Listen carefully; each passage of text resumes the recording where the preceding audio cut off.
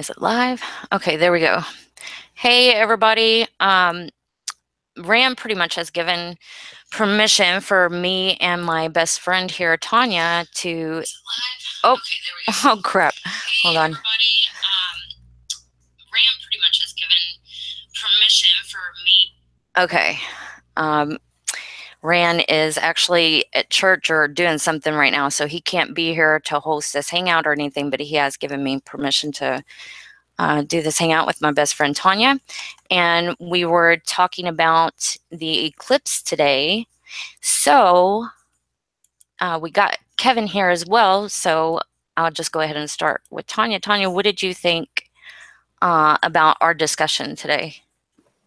I enjoyed it. It was very interesting. Yeah. What did you think? I thought it was great. Okay. So basically what we're talking about is there's a problem in the heliocentric spherical model regarding the eclipse, because the eclipse shadow path is going from west to east.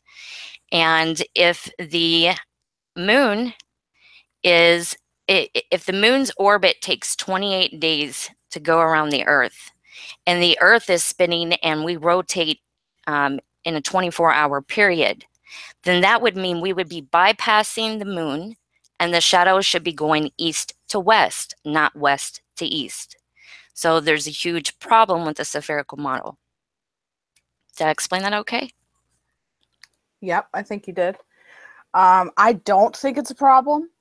However, after seeing like a demonstration of what you said, you know, it's got me wondering, because, you know, like you said, if the Earth is traveling fast, you know, very fast, which it does, 24 hours, then yeah, we should be passing the moon. So I don't know. What do you think, Kevin? About the shadow issue, like it going from west to east, when normally we watch the moon, you know, rise in the east and set in the west. I'm looking it up right now because I didn't know anything about it, so I'm reading. Yeah, the shadow is supposed to go from the west to the east, but the only way that that would work on the heliocentric spherical model is if the moon is traveling parallel with the Earth. And we know that it's not traveling parallel with the Earth, because if it were, we would only see it in one position all the time over one specific area. So we know that that's not what is occurring.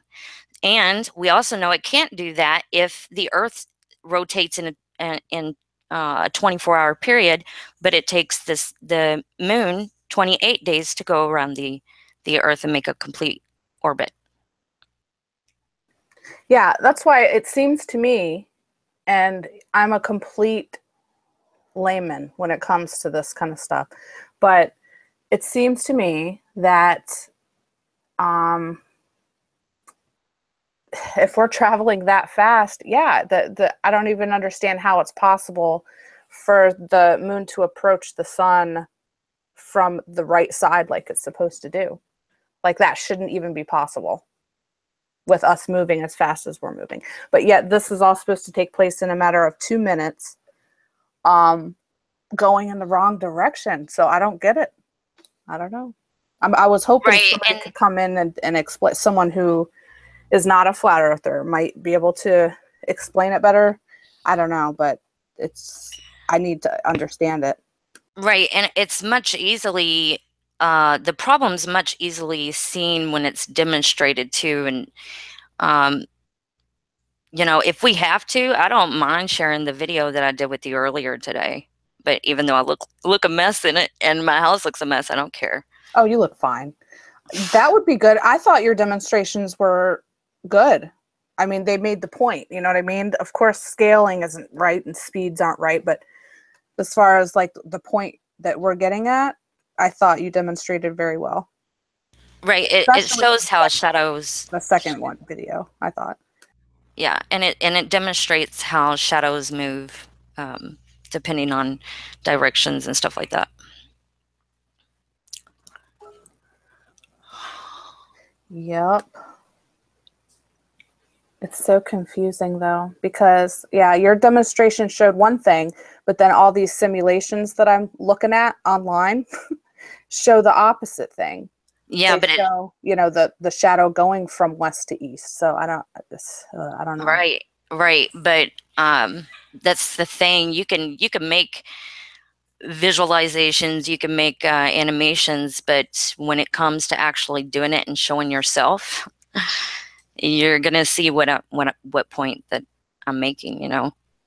I because mean, in a lot of these animations, you can spot the problems. Like that one that you show me, the shadow was moving, you know, from west to east in the eastward direction. It was moving eastward, but the Earth was not moving. They showed it as still. If they would have put the rotation on the Earth where it was moving eastward as well and at 1,000 miles per hour, there's no way. The shadow would have reversed and it would have been going east to west, not west to east. yeah, and I watch the moon as much as I possibly can every night. And I've always seen the moon go from east to west. And at what time? I think it was 1 o'clock Eastern Standard Time on the 21st. It's supposed to move from east to west. I don't understand that. Someone's got to explain it to me. Well, the obvious question I would ask is, have you looked like for the answer online? Because I'm looking at Yes. something that talks about, I think the angular velocity or something, which it goes against the intuitive nature of the question of like, it seems like that it would be going this way, but yet it's going this way, and it's taking something else into account to show that it's not straight intuition. Well, I was wondering if it had something to do with, the Earth rotating around the sun, like if that movement plays a part or what. I mean, if it does, cool. I don't know. I need to look and see. Can I have that link, Kevin? Yeah. I'd like to see what you're talking about. I'm still reading it, but so.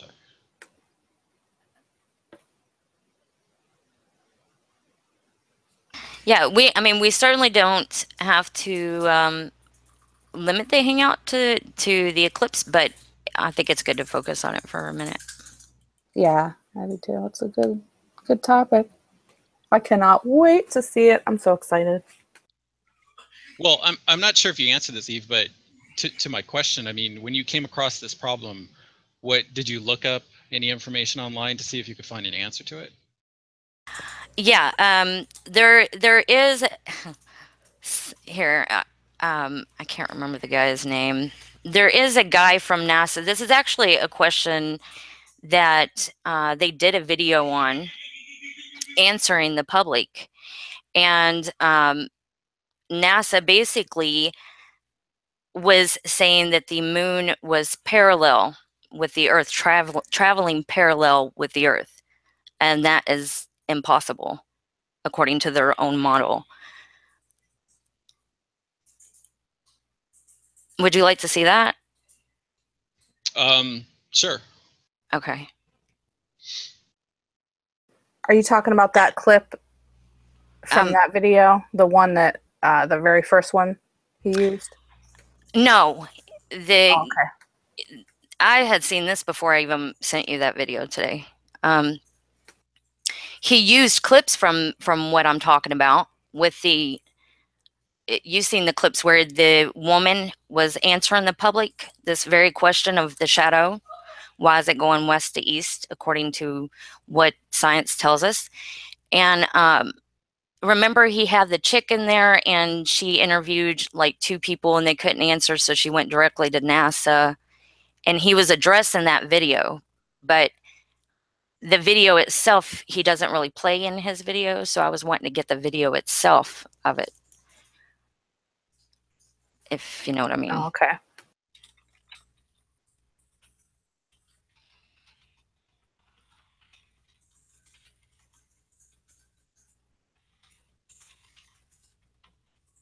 And I'm So gonna have to get a drink in just a minute. I'm sorry, go ahead.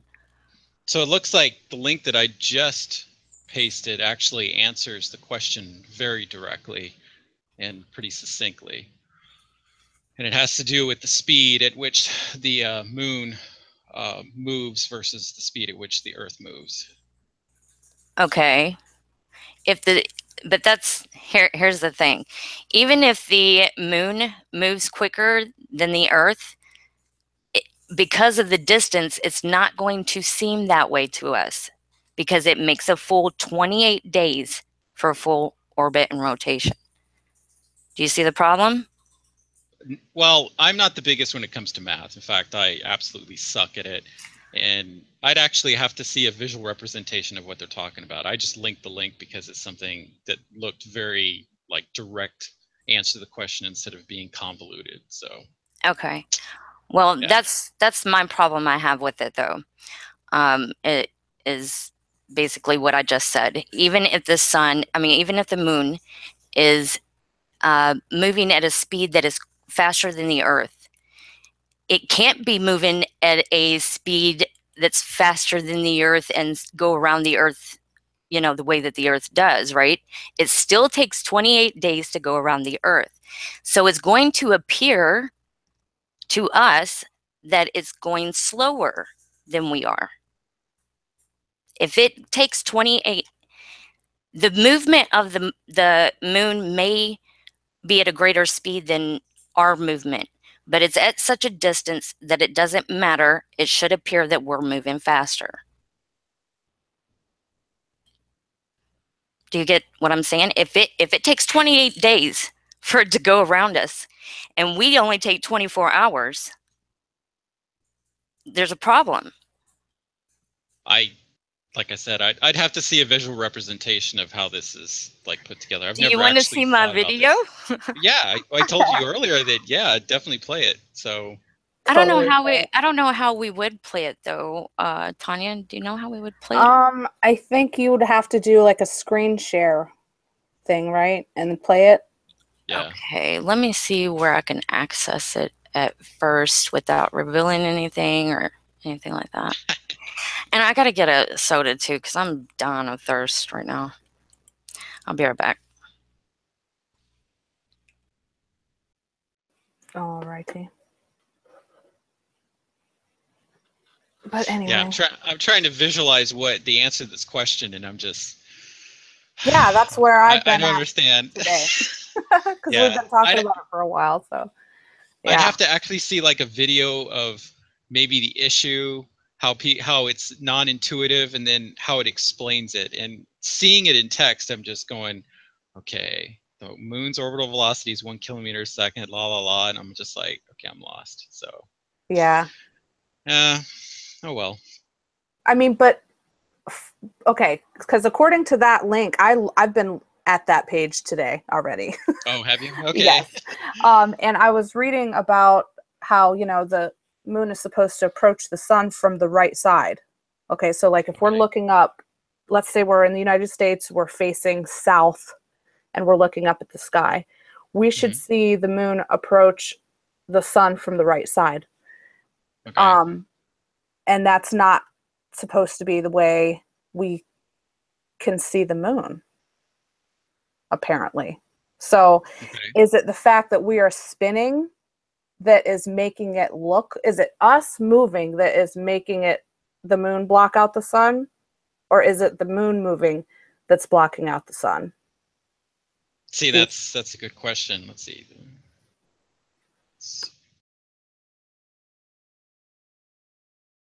It says the moon orbits the Earth from west to east. If you want to verify this, watch moon rise on successive nights, and you'll see that it rises later each day as the Earth rotation needs more time to quote unquote catch up with the moon in its orbit.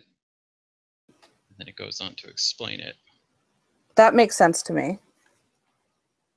The moon's orbital velocity is around 1 kilometer a second, so its shadow travels at the same velocity, while the Earth's rotation also proceeds from west to east. The fastest motion generated by that rotation is at the equator and works out to be 0.5 kilometers a second. So the moon's shadow moves eastward at a velocity greater than the Earth's rotational velocity at any location or time, causing it to travel west to east across the Earth's surface. Okay. It makes sense in text. Hey. I just need to see it. Yeah. Hey, Yeah. it's going to be a little bit longer than I thought because Zachary's went like a toaster strudel or something like that. Sure. Okay. Yeah, we're trying to work this out in our heads, so it's all good. All right. Well, just remember this because I did catch the end of that. Sure. Even if you could come up with a magical explanation, I want to see it demonstrated because that's real science. Sure. I agree. And Thank you. I was telling her earlier that there's got to be some simulation using the numbers that we have, or that they're claiming we have, whatever. We should be able to see that, like, exactly the way it's supposed to be, right? I mean, that shouldn't be too difficult to do. I found something like that. I'm going to show you the link, Kevin. Okay. Where it's showing the Earth traveling around the sun and the moon traveling around the Earth. And when I watched the simulation, it showed the shadow approaching from the west, going in the direction of east. But when I showed it to Eve, and she can respond when she gets back or whatever, but she said that that simulation doesn't work because she can correct me if I'm wrong. I'm trying to remember what she said. That the speed isn't right, like that the Earth isn't traveling as fast as it's supposed to be, or something like that. There was something off with it. But I want you to see it because it's exactly what we need to see, but with the correct, speeds and sizes and space and all of that. So yeah. Let me find it. Feel free to say something if you want while I'm looking here. Well, I just did a really quick search on YouTube, and there's a link on Washington Post. The title is "Dear Science, Why Does the Eclipse Shadow Travel from West to East?" And it's only 2 minutes long. Is that the one? That might be the one you're talking about. No, I don't think that's the one, but you can check it out.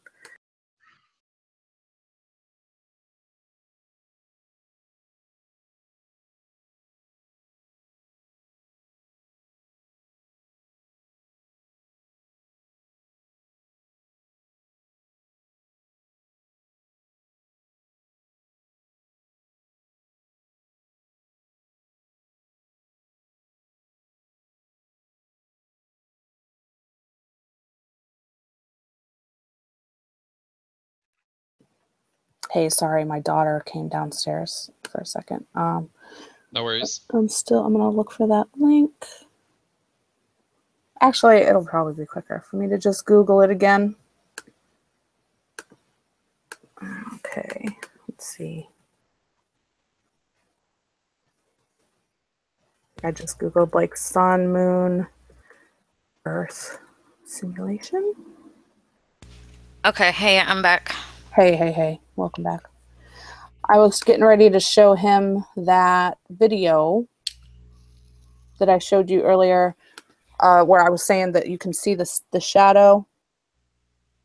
Yeah. On Earth going west to east. Let me see if this is it right here. Okay. I can't share the links in the chat. I think if you made me like a moderator in the chat, I could, but I can't. I could, but I don't know how. Okay. If you want to post it, Eve, you can. I'm putting it over on the side.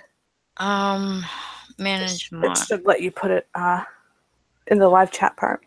Oh, okay. So those of y'all watching, check out this link that she's about to send. So that shows the shadow going from west to east. Yeah, but I have problems with that because the moon would be moving way quicker than what it should appear to move at the distance going 28 days rotation. Hold on. Okay. I don't think that the animation, every animation I've seen, I have problems with it.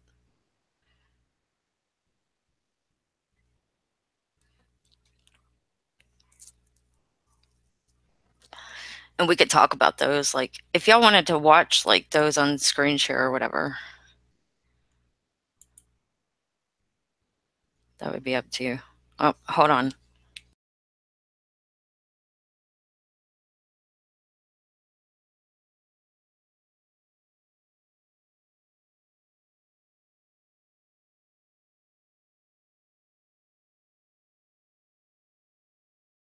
Well, Ron, I'll tell you something. It doesn't work perfectly because it's, all right, first of all, you can make, the reason why I said a while ago that I would like to see an experiment showing it is because you can make reality work however way you want in a virtual reality simulator. Demonstrate how shadows work in real life, and if the moon takes 28 days to orbit us, it would make no sense for the shadow to react the way it has. And I want to show my video too, because that's true experimentation.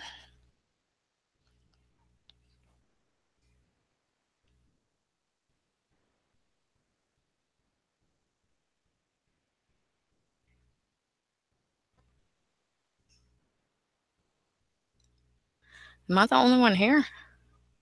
Hello? No, I'm watching a video so I understand, you know, what the issue is and getting up to speed.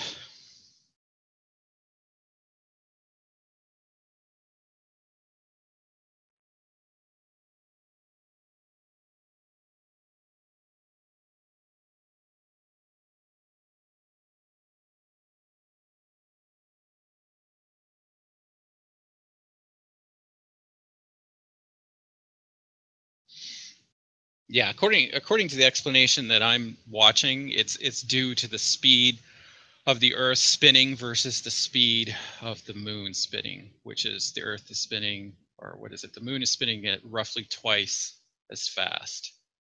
So It's not spinning around us twice as fast. It takes 28 days.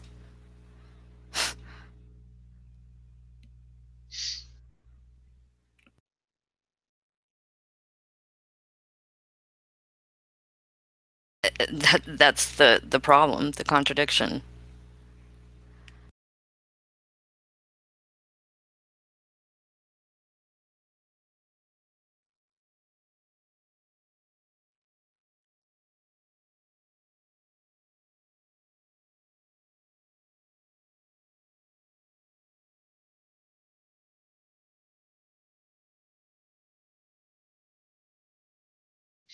hmm.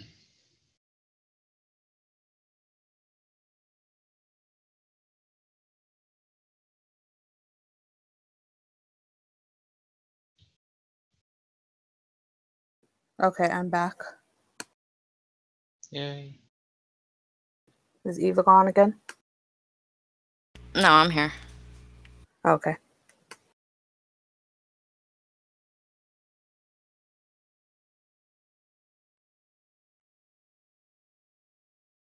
Did I miss anything? Not really. Just trying to No. understand. But if you look at that animation, how is the moon taking 28 days to get a full rotation in that animation?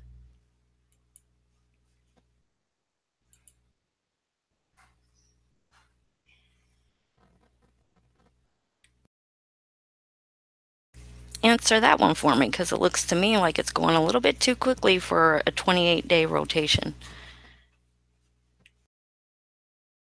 Okay, I just watched it. If you watch the moon in comparison to... Nope, that's not going to work. Hold on. I was going to say but this is wrong. If you look at the moon in comparison to the continents on the Earth, but that's not right because the moon or the Earth travels a full rotation in 24 hours. Right, and the Earth should take 28 days for it to make a full orbit. That's the problem.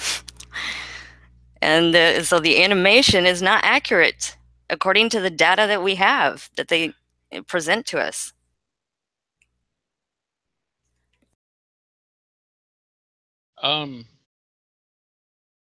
So I think the confusion may be. You're making me think about things I normally don't think about, Eve. Thanks a lot. Screw you. And that should be a good thing. Come on now. No. It's good. So I think what might be skipped here is the fact that we tend to think of the moon as moving only in the evening when it's constantly moving, of course. Well, I don't know. I have to think more about this.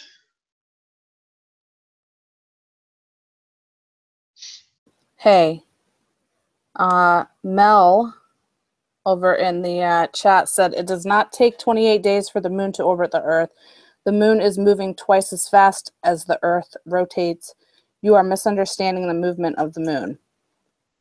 Well, I think he's got it wrong. It doesn't take 27.5 to 28 days for the moon to orbit the Earth? Better look it up. Takes 27 days, 7 hours, 43 minutes, 11.6 seconds. Yeah. No, he was right. Yeah, that's what I always understood it to be. Yeah, let's look it up. Yeah, and we can witness that every night by looking at it, because in the way it looks a little different. Slowly. No, Mel. The problem is you are confused. You're conflating the phases with what we're talking about, because the phases don't even matter right now. What we're talking about is the eclipse and the shadow it casts upon the Earth, and the fact that we're being told it's going to go from west to east, and the fact that that is wrong according to the data that we are given by science.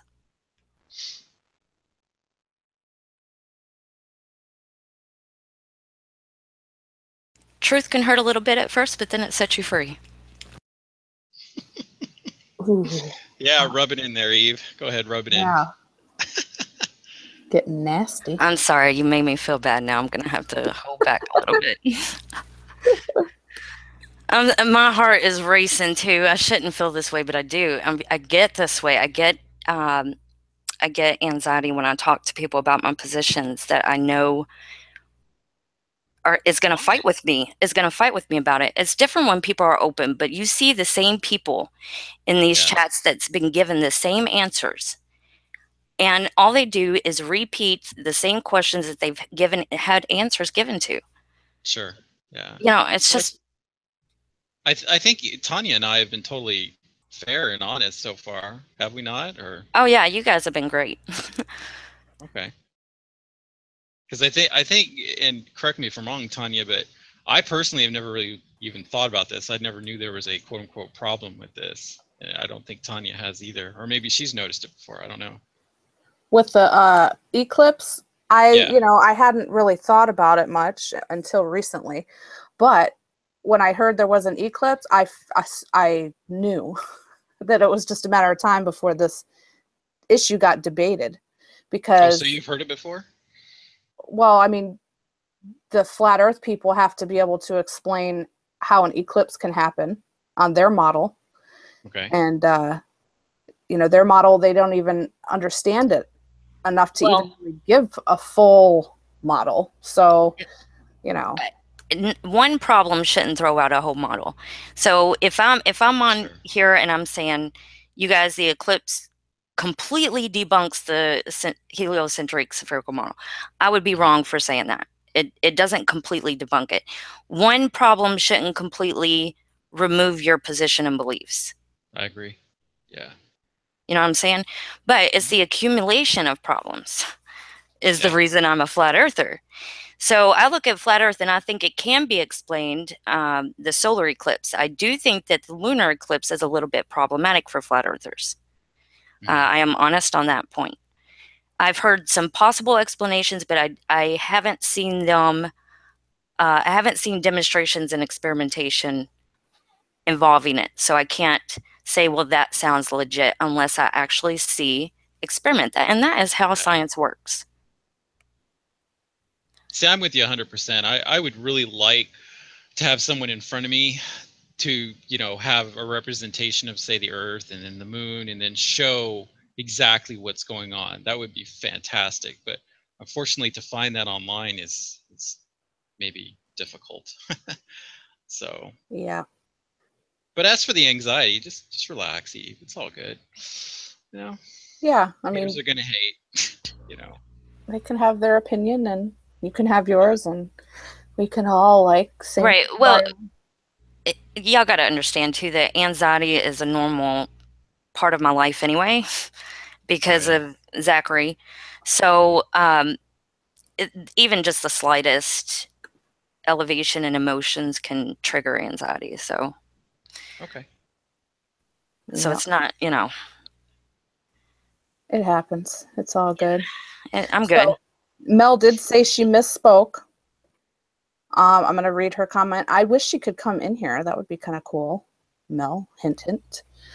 She said, I misstated. The moon only orbits the Earth in 28 days because of the rotation of the Earth. If it were just the movement of the moon around the Earth, it would not take 28 days. So, okay. I don't see how that has anything to do with anything. Well, wait a minute. That doesn't. I don't sense. either. We know that if the I mean, that's like common sense, I think, at this point. Well, wait a minute. That doesn't make any sense. Okay, so if you took like an apple and you put it, say, I don't know, an almond as the moon, okay? Mm-hmm. The apple spinning wouldn't have any effect whatsoever on how much time the almond takes to rotate around it, does it? No, I think so. it shouldn't. no, but what we see Yeah. is we're going to be passing the moon, even if they say that the speed of the moon is faster than our speed from the distance that it's at, with it, you know, making a full circle around us in 28 days, then we would be passing it. And that's why the shadow would go from east to west, if that was the case. I don't know, Eve. That's the dead honest truth. It seems a little confusing to me. So I don't know.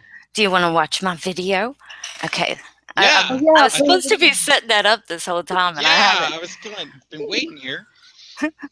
Sorry. It's okay. Which one are you going to play? The second one?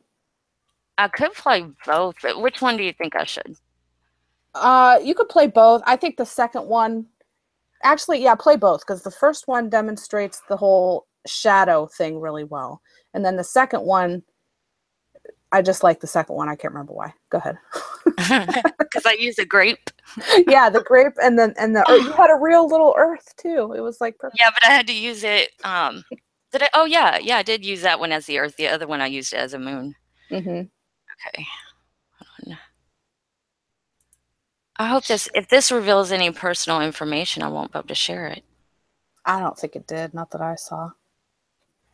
Well, I'm getting it from you guys' email though, because other than that, it's just on my phone. Oh, well, it's okay. My email is just my G+ name anyway, so. Tanya at pornhub.com.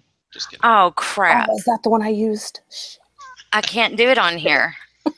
I can't do it on here because I'm on a different Gmail, being under his account. Oops. If you open another tab. You could play it though. Tanya, can't you play it? Yeah.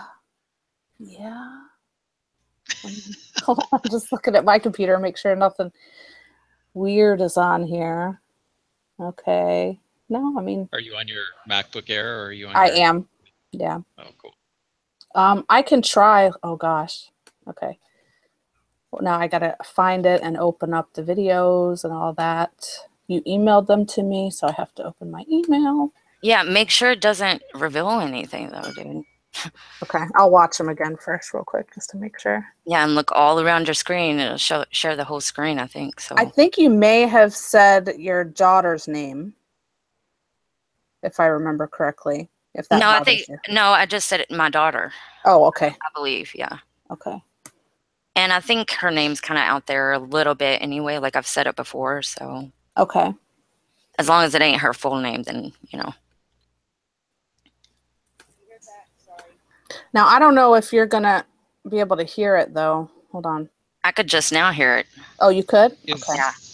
is the audio important? Isn't it the visual we're basically No, looking at, it's the audio too, because I'm trying to Oh, okay. explain it, you know. Oh, it's a video you did? Yeah. Yeah. Oh, okay. Because I was trying to show Tanya today what I was talking about. So I was like, how can I show her? And then I went and got Zachary's exercise ball. You'll see. Okay. Okay, I'm doing share screen. And, okay. Do y'all see that? Yep. Okay. All right, are you presenting me, Eve? Oh, hold on. No. Yep. Okay. No, I'm not. Hold How on. did you send me the second video? Because I only have this one in my email. Did you? And you guys gotta what? Excuse my house and my messy self. Okay, sorry. Sorry, Tanya, what? The second video, how did you send that to me? Because I don't have it in my email. Oh, I sent it through Messenger. I wonder if you, Okay. oh man, I don't know if you'll be able to play that though without your names and stuff showing. Let me see. Oh, I won't be able to see on here. I won't be able to check. We might just have to While deal with I'm this one. showing it, this video, if you want to, are you able to send that to me via email? Yeah, I can do that. All right, so you do that while I play. Okay, I'm about to hit play. Here we go.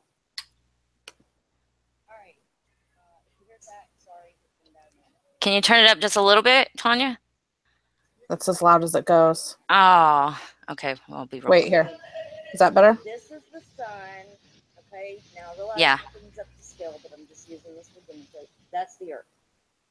All right, now, according to, okay, now this is the thing. It takes 28 days for the sun to rotate around the Earth. Now, even though for the moon to rotate around the Earth. Now, even though the moon is said to be going at a quicker speed, it's at a farther distance, so it's still behind the Earth, right? In its orbit. The Earth is spinning 1,000 miles per hour in rotation. Okay, so in order for me to demonstrate what I was going to show you, Tanya, my daughter is actually. What I was going to demonstrate is that to us on the Earth, the shadow would appear. Okay, I'm just going to keep this still for a second because the Earth should be rotating quicker than the moon moving around it, because it takes 28 days for the moon to move around it. So the Earth is spinning, and so I'm going to use this. I'm going to stop it for a second, okay? The Earth is spinning, and once it gets to here, the shadow should go this way. The shadow of the moon should go. Uh-oh, what happened? Are y'all there? That way. It's the evil government. No, I'm just teasing. It's going this way. And the only way that they can account for it moving that way is to say that it's moving at the same rate of speed. That's the only way that they can say. And I did not mean same rate of speed. I meant just parallel with the Earth. Mm-hmm. The speed, but because the distance is going much slower, then the shadow would create the effect of it going that way. So if it's going much slower, so it kind of pauses right here, and yet we're still spinning this way, then the shadow to us would go, and we would still be going there. There you go. Did you get that? Yeah. Or should? Is that a good explanation of it? Yeah. Because I know that. So if it's right here, and I'm gonna pause the motion of the moon because we're supposed to be going quicker because it takes 28 days, we take 24 hours to spin around. The shadow would go from east to west, not west to east. Okay, and that's why people have the difficulty of the whole direction of the shadow. Okay. How do I stop this? All right, I'm going to try to send you the other one. right now. Okay. What do you mean it's invalid? Her thing ain't invalid. It's saying your email's invalid that you gave me. Hold on, let me look and see what you gave me again. So anyways, that was just to demonstrate how the shadow would react, because if it takes the full 28 days for the moon to orbit around us, then we should still stay spinning to where we orbit a full 24 hours. And so the shadow should be moving the opposite of what it's moving on the eclipse.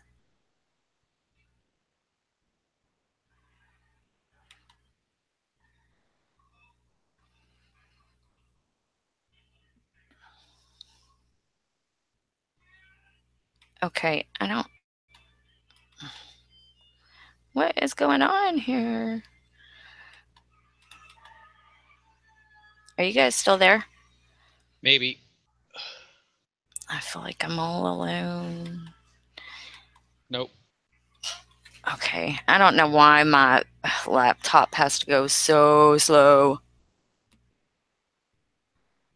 Hey, Tanya, put your email in the side chat again, if you don't care Okay. for Kevin to see it. I don't care.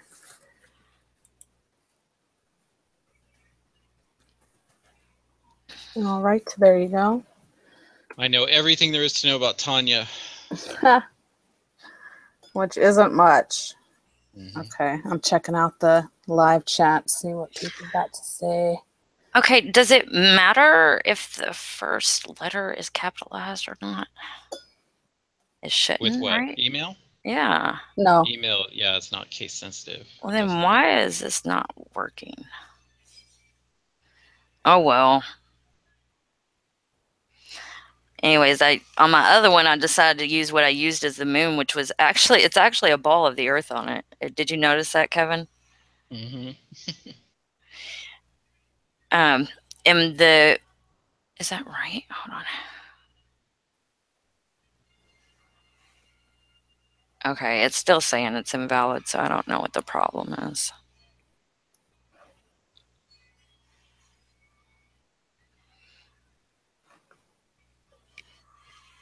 Okay, I think I saw some people saying that there's a video that demonstrates this for you, Eve, but I didn't.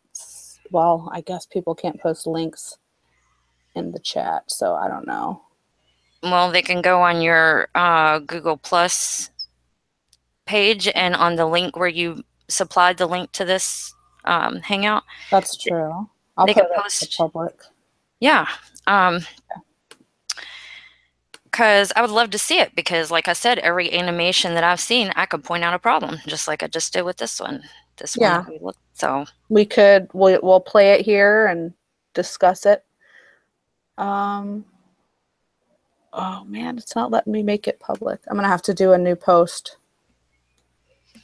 with the link and make it public.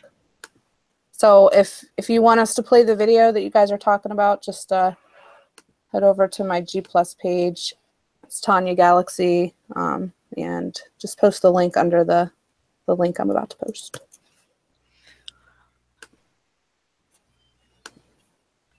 I was gonna do something too, but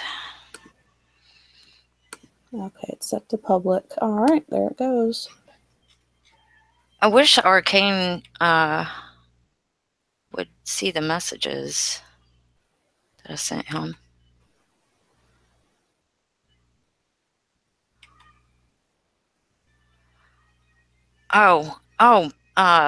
Pillbox wants to come in. You don't mind Pillbox coming in, right? No, I don't As long as he doesn't call me a shell, it's fine. I asked him if he would play nice tonight. He said, yeah. Okay. Dealing with the same people over and over, though? I mean, if he said that to you, Kevin, then... No, I have no problem really with Pillbox. He doesn't go bananas on me because I don't give him a reason to, so... Yeah, that's what I was, that's what I'm saying. Because I'm not a jerk. Usually, Pillbox has to... Usually, if he feels insulted or... he's the same as me. I get easily frustrated if somebody doesn't understand something after it's been explained a couple of times. Mm-hmm. And I know that it's, Well, I try not to be that way, but I do get that way.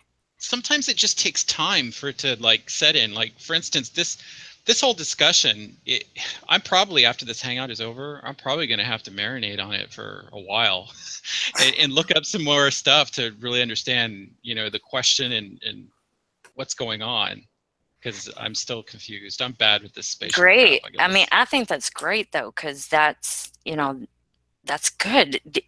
Just getting people to even question and look into this stuff is Yeah. great. Well, I've often said that one of the, regardless if I agree with a flat Earth model or not, I think one of the really good things that's happened due to the whole discussion is it's challenged people to actually go out and find evidence for the things that they've taken for granted all their lives. So at the very least, even if, you know, you are totally wrong or I'm totally wrong, I mean, just looking up the information, I think, is a really good exercise. So I think that's a win, in my opinion. Yeah, I do too. I agree. What do you think, Tanya? Tanya I doesn't just, think. I think I want somebody to explain to me why we're going to see the moon cover the sun from the right side to the left side. That's what I want to know. Someone's got to come in here and You explain it. know, this may, I don't know. I'm reluctant to kind of bring up this example because maybe I'm going to sound like a moron, but I don't care. The only thing that I can think of that maybe would explain kind of the phenomenon is, you ever look at a tire on a car when it's going really fast, and at a certain point, it looks like it's rotating the exact opposite way? Somehow I think that has maybe Yes. something to do with this, but I don't know. Maybe I'm a moron on Yeah, that Okay, even one. like well, fan blades do that too, actually. yeah, Yeah, yeah, if you're saying that it has to do with perspective, I would have to see verification of that through a demonstration for sure. sure. And Well, I don't just dismiss you know, when people say, well, perspective, when people invoke perspective, I don't just dismiss that, because there's certain things that I know as even a flat earther that perspective plays a part in, just like the ship's going over this supposed curve. So I have no issue with that, but I do have to see it, just like flat earthers can bring that ship back in with a zoom camera. I have to see what you're talking about and it working in reality. sure.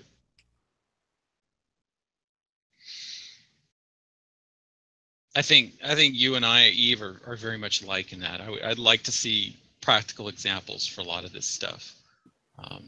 Yeah, that'd be good. Looks like there's a couple people who would be willing to come in. I'm just checking the live chat. Somebody said invite George or Landon Curtinall. I don't know who that is. Somebody else. If you don't Savvy know, Steak wanted to come in. Savvy Steak is all right. I'll add him to the outside chat. If neither one of us know them though, I wouldn't advise doing that, because they've had people porn bomb and snipe and everything else in that regard. So I'd be careful doing that. Careful doing that. Right. Okay. Yeah, What's if up, anybody you Pillbox? know wants to come in, say something in the live chat. I'll keep an eye on it. Hey, Long time no Pillbox. see, Pillbox. What's going on, Kevin? It's been a whole 6 weeks, I think. You've been keeping track. I know you love me. You know you do. I'm the only atheist you do love, right? I never forget that that atheist who's a I don't knowist. I never forget him, Kevin. Hey, gotta be honest, man. I'm just Gotta be kidding. I'm honest. just kidding, Kevin. There's many of you. Sorry. No sweat. What's up, Savvy?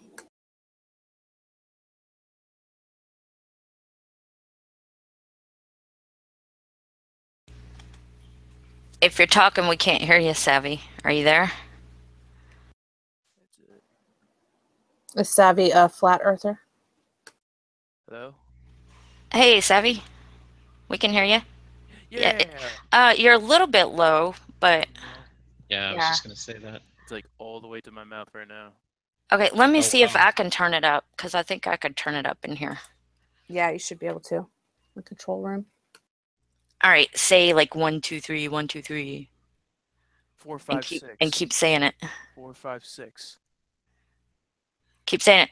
4, 5, 6. 4, 5, 6. Is that good, you guys? Yeah, that's good. That's a little bit better. All right, cool. Yeah, that's better. All right, what's up, guys? Hey, Pillbox. What's going on, Eve? Yeah, what you guys been talking about? I haven't watched the hangout so far. Oh, we've been talking about this eclipse, man. And, you know, the shadow going from west to east when, according to the science data that's provided to us, wouldn't make any sense. Well, you know, I think they'll just say that, you know, in space, you know, things are very hot and cold at the same time. So east is west, I think, in space. That seems to work. What was that question that I seen the other day on a video? It was like, has anybody ever explained to you how the vacuumed atmosphere of the Earth works in the non-vacuum space? I thought that was kind of funny when I read it. I don't know if I worded it right, though. I probably butchered it. Say it one more time. Let me look it up first.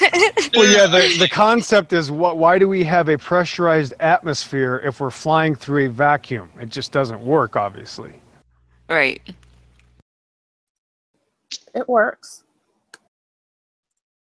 Well, it works because we're not in a vacuum. You see, if we were in a vacuum, magically, no matter how much magic you add to that, it's not going to do the opposite of what a vacuum does. That's what a vacuum does. It sucks, or it takes away, or it eliminates all molecules, or it's going to pull everything apart. It doesn't add and hold things together. So yeah, they got quite a few problems. But gravity. Yes, if you say gravity enough, the magic gets a lot stronger. Yeah. Explain gravity. Neil deGrasse Tyson can't do it, and nor can Bill Nye. Gravity is holding it down. What is it? What is gravity? God. I Yeah, think it has something to do with They God. can't explain that. It is the god. It's the god of correct. It's the god of pseudoscience. Correct. What is gravity? E equals MC In squared. fact, gravity is the same force that magically turns virgin rocks into single-cell organisms, I believe. Oh, goodness. No, look, it's in read the evolution books. How they say the gravity literally caused the first life forms. That's what they say. What? What? Is life now? Well, yeah. How else do you think abiogenesis happens? You have to have something kind of magic. Well, gravity. There it is. Darn. Oh, man. Hey, I have something that debunks flat Earth. Are you ready? Uh-oh. Yes, please, shoot. If it was real, I'd love to hear it, but we know it's not. Go ahead. Conflict Okay. incoming. All right, so now I've seen some of the flat Earth models, okay, where it's the flat Earth and then the sun and the moon kind of rotating around it, you know? Gleason, yeah. Yes. Now, how come half of the flat Earth can be dark if light travels the way it does? Well, when you turn a Gotta flashlight explain on in your house in a dark night, does your whole house light up, or just the area where you're pointing the flashlight? Just the area I'm pointing the flashlight. All right, there you have it. So you're saying that the sun would have to be pointing in a certain direction? No, it would just have to be local and closer than what science has said. Yeah, we're just talking about the fact that even if you have if you have an orb that's glowing, you're still only going to have a certain part of a room lit up. And I mean, a dome light in the car, sometimes if you're in a minivan, only lights up the front part of the van. You know, that's a dome light. So, I mean, there's all kinds of ways to look at it. But when you think about it, if we have a very tiny sun, as described in the Bible in Joshua 10:12 through 14, if the sun and moon are so... Oh, Out. you cut out. It's the mobile bug, I think. He'll be back in a second. He's gone. But he's right though. You can actually just take like a round cardboard, like a round piece of cardboard, or you could take like a plate or anything and just get a small flashlight and just see how it works. You just move it around and it'll only light up half of the area. So, okay, then let me ask a question. On the flat Earth idea, has there ever been postulated the actual diameter, the mass, the candle power of the sun itself? Mass. there is there's different. I'm sorry, who is that? Savvy. What was your response going to be? I said there is no mass, What not do you to the mean? sun. We don't even know. Well, we don't know, but that doesn't mean there isn't. Yeah, but what they've concluded, as far as they could gather by the information of the sun, I mean, it's just they said it's of a different dimension. They can't even figure it out. Well, I don't care what Okay. they say. But I was going to say, Kevin, that actually, what I just lost my thought. Crap. I was Sorry. asking the details of the sun, like how much mass, Oh, how much candle power, yeah, that type of thing. yeah. Well, there's a lot of that stuff that we don't know, and Okay. even the distance of it, we don't know either. We're not sure. All the fundings of science is going to NASA, not us. So these are complicated things for us to take initiative and actually get stuff done and show it. But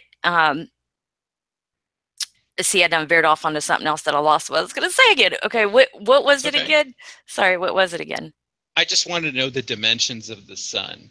Like, Oh, okay, okay. so Pillbox was talking about, the example of inside a minivan. If you turn on the light, then some of the minivan will light up, and if it's a big enough minivan, some of it will get less light. I get that. Well, with that type of, as kind of an example, you could, based on those dimensions, you could actually calculate the size of the sun itself and its candle power. There has been speculation on some of that.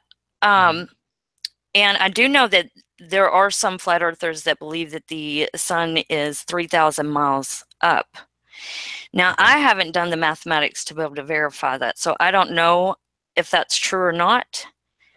So I can't say whether it is or not. But I do know by looking at corpuscular rays and by looking at light sources and experimentation that we can do here, and I can even show a video in regards to the rays, that the sun is local and close and not and smaller, and not the data that we've been given by science and 93 NASA. million miles away. Yeah. It's also estimated that it's 36 miles wide. So just 3,000 miles up, and what'd you say, 36 miles wide? That's one idea. These are rough estimates. Okay. As far as how high it is, that's extremely rough. We also know with shadows, with shadows, the way that shadows work, and you can do this just with your hand up against a wall right now, the closer you are, the more it will fit with the object, right? The more it'll go to the object size. But it never gets smaller than the object. And the more you move it away, the larger the shadow becomes, right? I see what you're saying. Do you follow me? Yes. Okay. Now, the eclipse shadow is supposed to only be 70 miles across. If a shadow, if the shadow is 70 miles across and it can never get smaller than the object, that makes you think about things right there. You know what I'm saying? In regards to the moon, not really the Earth, but also it still makes sense that the Earth and the moon would be closer in size as well, if we wanted to get into that discussion too. Okay. And the only thing I could say off the top of my head would be you have to take into account the atmosphere, to the refraction of the atmosphere, and how it distorts light just going through the atmosphere. That would be my guess initially. I'm sorry. Go ahead, Box. Well, I'm just going to say that that's the one thing about the luminary objects, is that you can't finitely say this is what or how far they are, this is how big they are. And oddly enough, God says the same thing. Isn't it funny? Jesus Christ says if you can't understand the things of this earth, how can you understand the heavenly things? We're literally talking about bodies in the heavens. which is interesting that God tells us you can't understand them. So if anybody makes a claim, no matter who they are, about the sun being a certain size or a certain distance, I know they're lying, because you can't know that. We can say, I know it's not 93 million miles away. That's obvious. We can say we know it's close in comparison to what we were taught, and we can say that it's much smaller than what we were taught. Plus, the Bible says, like I was trying to say earlier before I got booted, when God is talking about the sun and the moon stopping over Gibeon and Ajalon, if I were to take the world map, the azimuthal equidistant map, the one that the entire world has to use for some reason, it's also the United Nations map. If I were to find those two locations on the map, they would be the size of pinpricks. They would be tiny little dots on the map. Well, that's what the Bible is describing as basically like these cities are about the same size as the sun. So I don't know how many miles that is. Could it be 20? Could it be 100? I don't know. But they're clearly very small and very close light sources. I just sent Eve my picture that I took about a month ago. I think she saw it already, but it shows actually horizontal crepuscular rays. So we can't be fooled and say, look, as they're coming down, they're getting wider. It's still, during that time of night, during twilight, the crepuscular rays, even if they're horizontal, spread out very drastically. So, that kind of thing right there shows us that the sun can't be 93 million miles away, or else the sun rays would be parallel. Right. We would just get hit with a huge beam, because even if it's 93 million miles away, it's also said to be able to contain 1.3 million Earths. So this thing is huge. And compared to the Earth, it should be casting a light on the Earth that is blinding, and the rays should be one single rays over the Earth. And it's not. It's a crepuscular rays. And you can demonstrate how the sun's rays reacts the exact same way as a street light rays. Mm-hmm. Or small light source rays, or close and small light source rays. I have a perfect experiment that someone posted on YouTube that demonstrates that. The crepuscular rays thing. By the way, did you see Eve's message, or not, Tanya's message, Eve? Oh, no, I didn't. Hold on, let me see here. Oh, sorry. But you're beautiful. You're beautiful, Tanya. Oh, thanks. You know what? What? If I cannot find any cigarettes in my car, I am going to have to go to the store. And yeah. So I will be right back. I'm going to go see if there's some in my car. Okay. All right, so if you were to get just a 99-cent flashlight and take your camera phone or a camera and put it at the edge of the table, this is what you'll see. I don't know if you can see my screen. Maybe you can. Maybe it's working. Is this working? Okay. Yeah. So if I remove this light, and all I'm going to do is I'm going to remove it like 6 to 10 inches away from the camera, and we should see some sort of sun setting simulation. Okay, do you see how immediately, as soon as the light goes out of your view, it appears to be going lower, but we know it's not, right? From here to here, that's only 2 inches. So if I can do this on a scale this tiny, doesn't it make sense that if obviously we're on a plane that's thousands of miles wide, when the sun goes away, it's going to appear to be setting, just as it's coming in closer and going in farther like this. It's the exact same thing. It's perspective. Just like when you're driving down the highway, the street lights behind you are not sinking into the ground. You're going farther away from them. You know, and the ones in front of you aren't coming out of the Ninja Turtles are not pushing up the street lights. They're your perspective of seeing them get higher. Once you get underneath the lamp, you have to look at a 9-degree angle to actually see the street lamp, right? But they are not moving, right? We know that they're staying in the same place, but our perspective is changing. And that's exactly how sunsets and sunrises work. You're talking about the angular size of the object changing, correct? I'm talking about the fact that it looks like the sun is going higher and lower, just like street lamps appear to also be going higher and lower when you approach onto them or when you drive away from them. It's the law of perspective, whether they want to admit that or not. It's just that's very easy. But again, this doesn't change the shape of the Earth. I'm just saying these things to help people understand that don't want to look at the shape of the Earth for some reason. We have to look at the sun, moon, and stars until we're blue in the face. But no matter what, it all works on a flat plane of existence. It just doesn't matter. It doesn't change the shape of the Earth. Okay, what would you say to someone who says that on a flat Earth, we should be able to use a telescope to see the sun at any given time, really? Well, if you're high enough, you can see the light. One guy videotaped a plane flight. I forget where he was. I think Stinky Cash uploaded it, but the light never goes away. In fact, yeah, if you're high enough, sunlight never goes away, which is the opposite. If you're in a ball, you shouldn't be able to see it. So that question is a good question, and it actually does prove to be correct. So it turns out when people ask that question, well, why does the sunlight go away? Well, actually it doesn't, but because we're so low to the ground, we can't see it. Just like I can do this. I mean, if I could take a telescope like this, okay, so I'm gonna make this light go away. Here it goes. Okay, if I zoom in on that, I still can't see that light. Now I can see the light source, or the emanating light, but I can no longer see the light source. I have to wait till I get closer, and now the light source reappears. So even if this sun is down and I zoom in on that, I'm not going to be able to see that light source, and that's only 10 inches away from the camera. So again, it can be replicated on a very small scale. Using a telescope isn't going to change that fact. Hey, can you show what you used there? Because it was a little blurry, Pillbox. So what did you use? Did you use like your flat, like what flat surface did you use? Yeah, this is my cat's countertop, wait a minute. actually. Let me present See you. this? Okay. All right. Your cat's countertop? This is the cat's countertop, the part of the counter that the cats own. So they like to sit on their narrow counter. It's only about 6 inches wide. As you can see, it's very narrow. So I will emulate or replicate the horizon by making sure it's in the middle.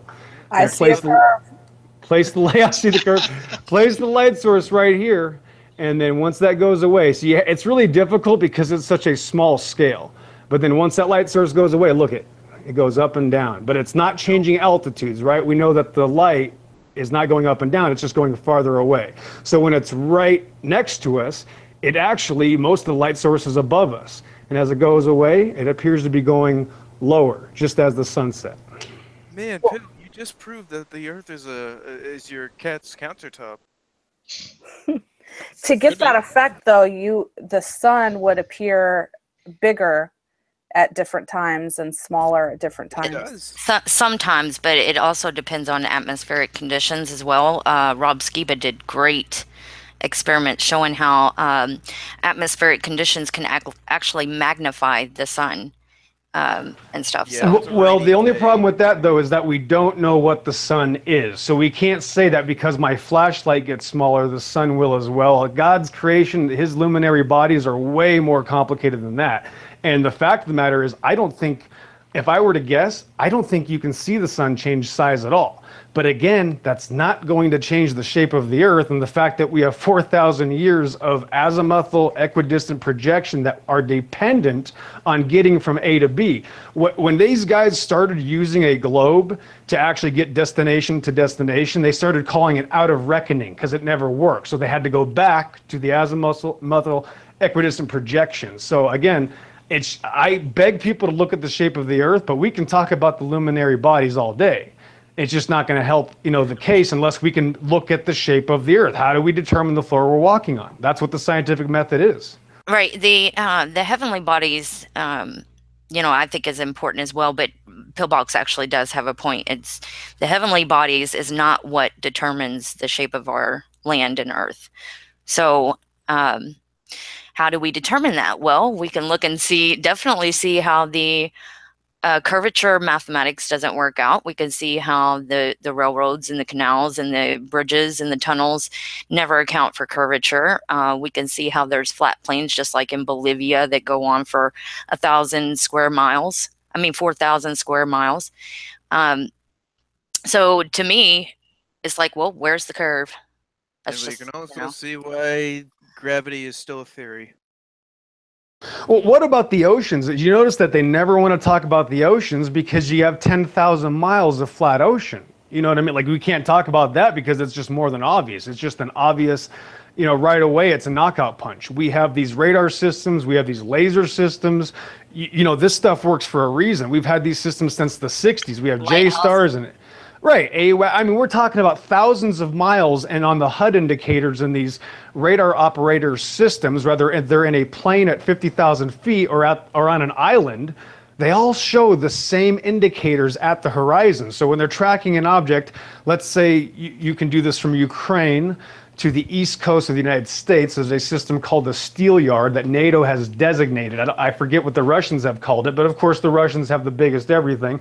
They have the largest radar in the world, and it's designed to detect intercontinental ballistic missiles from the east coast of the United States from Ukraine. Well, that's 4,000 miles away. So when they have an indicator show up, go beep, it's straight out in front of them, 4,000 miles away. So I'm just looking to figure out where is the argument against this, because everything only works on a flat plane. And this is advanced technology, well, 60s technology, but we haven't gotten any better with radar. It still works the same way, and radar beams do not bend. Right, and you got lighthouses, and you got the fact that there was a GPS system used by the military prior to satellites ever being supposedly invented, and yeah, so a lot of different factors, and the fact that NASA themselves in 1988 had an aerodynamics paper, and you could find 4 or 5 others at least, because I've looked into it, from educational sites. These are sites that even the liberals and the atheists and stuff would approve of.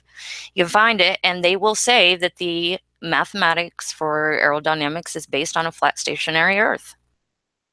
Right. All you got to do is type in linear, non-rotating. That's it. Those 2.5 words, when you type into Google right now, linear, non-rotating, a bunch of those documents will come up instantaneously.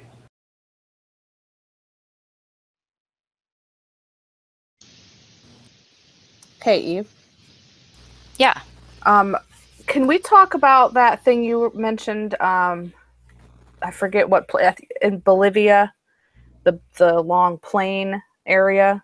It's hard to pronounce the name, but yeah, we can talk about it. Hold on. I'm going to pull up that video just so I'll have the name of it. Okay. Because yeah, I can't explain. It starts with an S, but it's just so hard to pronounce that I have forgotten what it's actually called, Russian. What was the point of that, though, that you can see 4,000 miles with a telescope or something across it? Or it's completely flat. I mean, there's no curve. You can't do that on a ball level. Unless. Okay. Now, you could do it on the ball if you cut a piece of the ball out, but then you have to elevate to get back onto the curve of the ball. Right, like the math should be at 42 miles, you'd have roughly 1,000 feet of curvature. At 100 miles, you've had roughly 6,000 or 7,000 feet. And then, of course, it's inverse square. We're talking about 100 miles, 6,000 feet difference. And these radar systems are tracking these objects 4,000 miles away. 100 miles away, you get a 6,000 foot elevation difference with the mathemagic of the ball. Well, we're tracking targets 400% farther than that.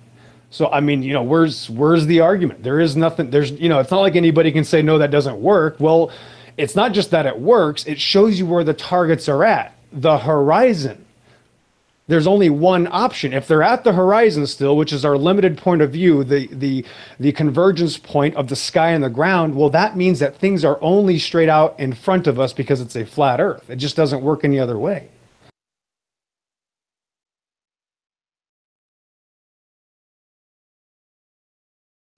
I feel like I've been gish galloped. Damn you, pillbox. Oh, you've been had, bro. I was talking, but I was muted. So I just wanted to say real quick that I was talking to Tanya about this the other day too. That if you're taking off on a plane and we're on a ball, then the horizon should drop and it should be underneath you. But we have a flat horizon that rises with our eye level, rises at eye level. That can only happen on a flat plane. Yeah, that's the thing though, Eve, is that even when I went up and took the pictures 4 years ago, I was looking for the curve, you know, not seeing it, but thinking I was seeing it. And then I tried to take a picture of it. So that's then I, you know, of course, readjusted my thoughts, went and looked at the picture and thought, oh. So it's not like you're seeing it, it's that you've been told you're seeing it. And I did the exact same thing. I said the exact same thing everybody else does. Oh, I think I've seen the curve. You know, that's we've all been programmed. It's not like some of us made it through the school system and didn't watch television that didn't brainwash it. It all brainwashed everybody. We all fell for it. So here's where you might get a little bit of a pushback from me on this. Okay, so because I actually did look into this a little bit. From my understanding, and I'm going to preface that with everything I say, from my understanding, when it comes to aircraft going up, the cutoff in which you actually do see a curve is around, I believe, 40 to 50,000 feet in the air, and commercial airlines only go about 30 to 35 maximum. We got Concorde evidence that goes that has gone 60,000 feet in the air. Just with the balloons, man.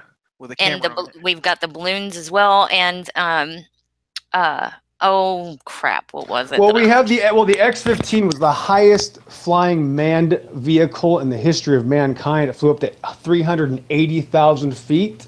This is in the 60s, and it's still flat there. So we're talking nearly 400,000 feet, and the horizon is out the window like it always is, flat. Yeah. So, yeah, I mean, there's just really no way around this. But you have to believe what somebody else tells you, Kevin. It's not like you saw the curve at 60,000 feet. We knew that. No, you have to believe somebody else, and that's what this is about: is believing what you see and test with your own eyes.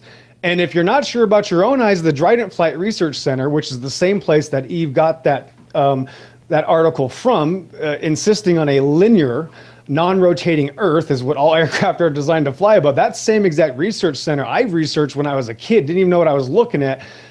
They have 100,000 photos at all kinds of altitudes, from 20,000 feet to 80,000 feet, because that's all they do. Is they're the Dryden Flight Research Center. Well, guess what we see, unless they have a fisheye lens? Every single one of the photos is flat. So there's just nothing against this reality. So we can tell ourselves, well, you have to be this high. Well, first they told us you could see it at the beach. Then they told us that you could see it from the airliner. Then they said you got to be in space, I think. So it's just it's constantly moving the goalpost, and people pretending they see it. This isn't about what people see. This is about what people are told what to believe. I think that place, Tanya, is called Salar de Uyuni. Salar de Uyuni. Uyuni. I don't know how to say it. And it's in Bolivia.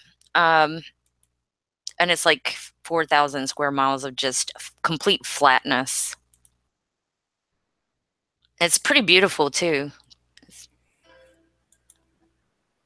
Okay, so I would need to know, you know, how much space and elevation, whatever, to get back up to whatever it is you'd have to get up to for the Earth to be a sphere, right?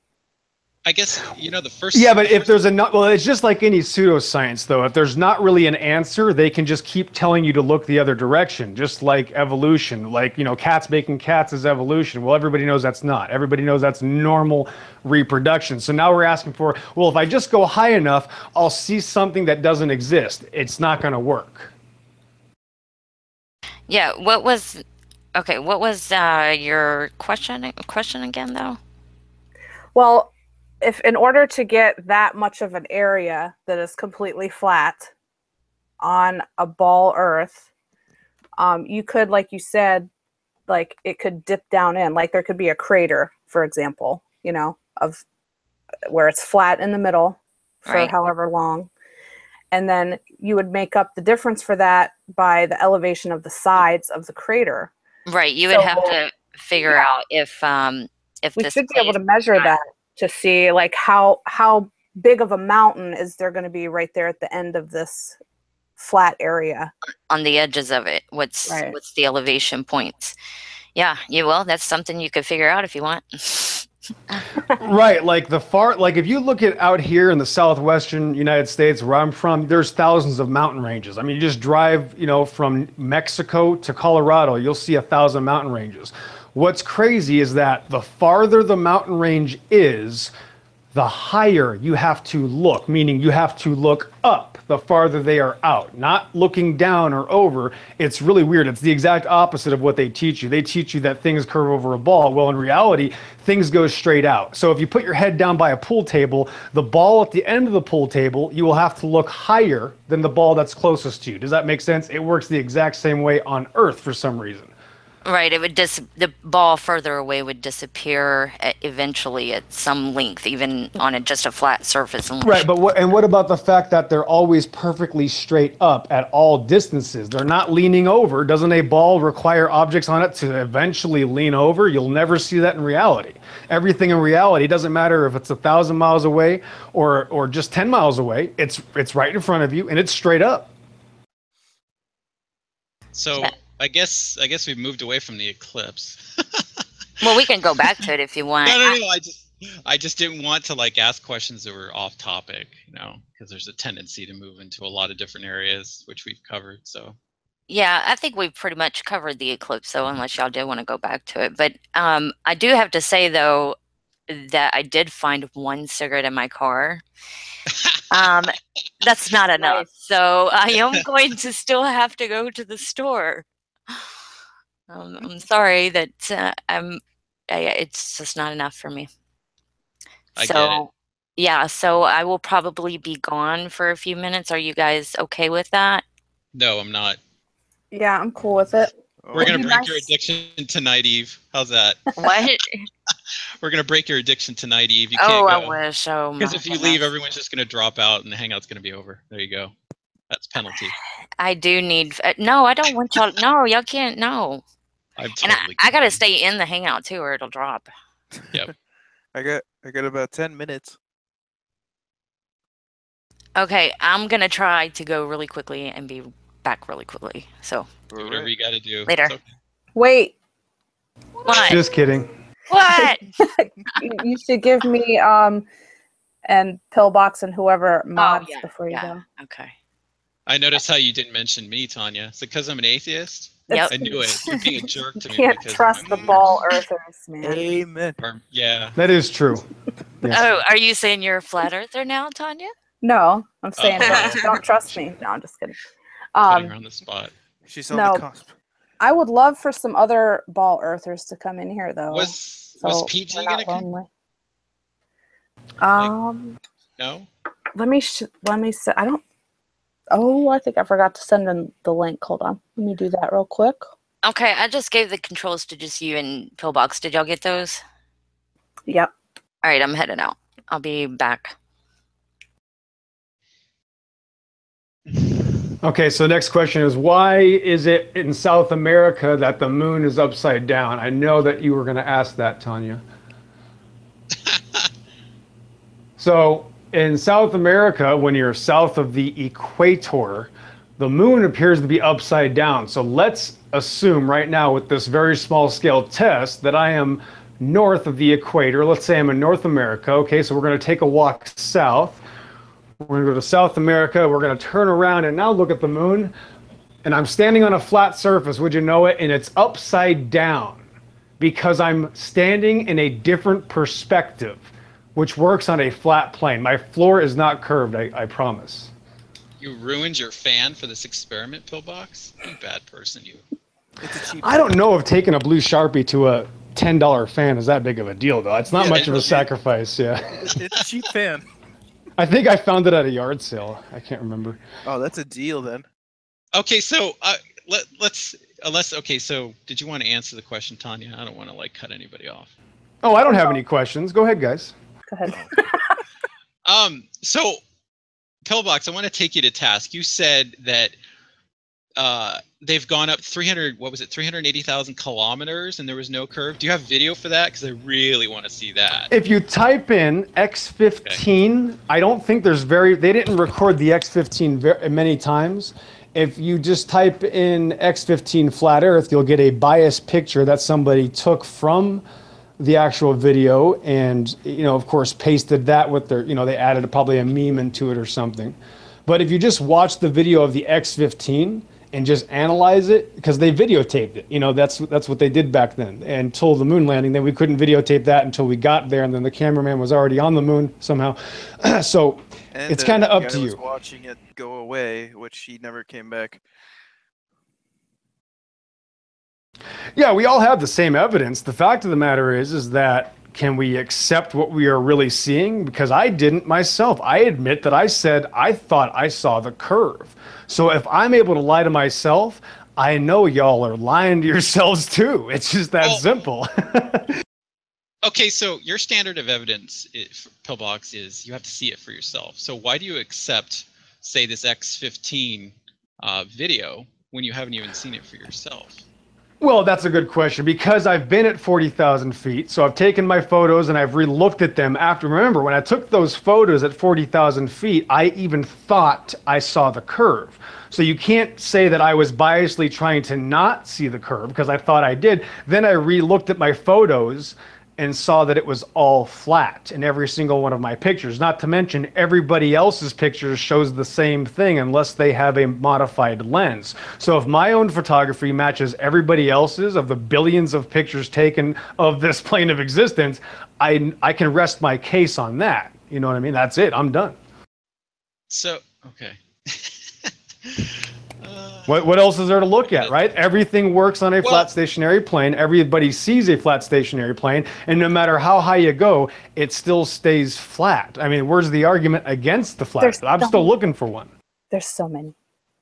I'm just looking for one argument against flat Earth with actual empirical information that we can test and observe. I got it. I do too. I got one. Go ahead, Tanya. Okay, and I just looked at this today because I was talking to my husband about flat Earth. He thinks I'm insane for even discussing it. But anyway, so he brought up a lot of issues I'd love to get answers to. But one was and he showed me videos, amateur footage of people with their telescopes at home, of the ISS. Right, not looking at the shape of the Earth. Yeah, Yep. Well, just being able to exactly as usual. Right, we can see the ISS, therefore we're on a magical ball is not an argument. There could be 10,000 ISSs above me. It's not going to change the shape of the Earth, people. I know that. However, you can look at that and determine, like with the size of it and all of this stuff, we should be able to. No, you can't. I've seen it. You can't, though. I've seen it in person, and I can tell you it was probably below 70,000 feet, traveling less than 700 miles an hour. It wasn't even going Mach 1. It was literally right there. I've seen it, and for some reason it was heading north. Would somebody like to explain that? So none of that's going to change the shape of the Earth, and it certainly isn't going to hurt the fact that there's no such things as satellites in a magical vacuum. Yes, they have planes up there. They have the U-2, they have the SR-71, they have the YF-12. They're within 150,000 feet. I mean, what's the big deal? There's no, you know what I mean? Like, we have the entire ground-based communication system is based off of ground-based towers and fiber optic cables. Satellites aren't used for anything, drones included. I got guys right next to me at Fort Huachuca that have come back to me and said, holy shit, man, you were right. We don't use satellites because they don't exist. Yeah, thanks. So, but when I got guys on the ground admitting this to me. So this is all based on the imagination, and I think this is somewhere where it can't be, or this must be a satellite because I saw a light in the sky. And again, we can't even talk about the shape of the Earth. I want to see somebody show me where there's curvature of this Earth, but they can't. They can't do it. Okay, so here's something you can do, Pillbox. You ready for this? It's probably something I've already done, but go ahead. I doubt it. Okay, so several years back, a bunch of MIT students actually put together a little package to send up. Have you heard about this? No, I'm MIT. Sounds legitimate. Well, yeah, go ahead. MIT students, whatever. They were students that went to MIT. I think it was back in 2009. They put together a system where they picked just a cheap digital camera with a GPS system and a balloon. They even have all of the components listed online, so you can do this yourself. You mean a Samsung phone? I don't remember what Samsung, phone. they use the Samsung S6. Okay, well, I don't remember what phone or what camera they used or anything, but the point is they put together something that anybody can do, and it cost them less than like $150, and they were able to send it all the way up close to the stratosphere, and you can clearly see the curve. Okay, so if you don't believe what they did, you can replicate exactly what they did with any camera you want, any GPS system, and show us that it's flat. It's already been done 10,000 times, though. Our own government has shown us it's flat with unmodified lenses, though. It's already been done thousands of times. But the point is this is something you can do, Pillbox. Show us. Well, exactly. There's something you can do as well. But I already have pictures of the flat Earth, along with millions of other pictures from the Trident Flight Research Center. So how does that? So somebody, I know you're going to say it's an unmodified lens, but that only works on a fisheye or wide-angle lens, though. They have to use a wide-angle lens to see any curve at all. This is already a proven fact. But butts aren't going to change the fact, though. That's a fact. Pillbox, the beauty of this experiment is that you can do it yourself. You can pick whatever camera you want.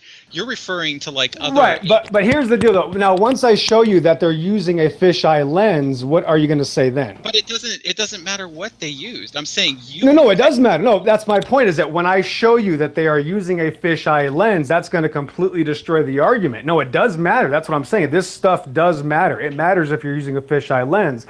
So when I show you that they're using a fisheye lens, it's case closed again, that you have to use a fisheye lens or a wide-angle lens to show any curvature at all. I'm just telling you the fact. No, but you can do it, and then you can make the claim. So once you do it and make that claim, Kevin, be my guest, and I'll be right here waiting. So let me know when you get that taken care of. Can I butt in real quick? Are you saying, Pillbox, that if let's say you picked a lens to use that wasn't wide angle or fisheye or whatever, it was the lens you picked? Yes. Are you saying that you would not be able to see a curve with that lens? Yes, I know you can't. I know you can't see a curve unless you are inside of a capsule, such as a cockpit of an airplane, for one, or two, using a wide-angle lens. That's the only way you can see curvature of the surrounding environment. By the way, you can see the curvature when you're on the ground with these devices, guys.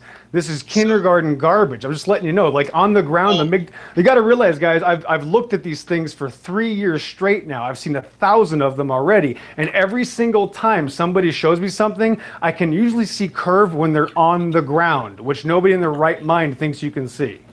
Okay, let me ask you a question then, Pillbox. What you're saying is, like, for instance, with the experiment that I'm detailing, it doesn't matter what camera out of the literally probably millions of cameras that have been manufactured over time, they will not be able, none of them will be able to show a curve. Is that what you're essentially saying?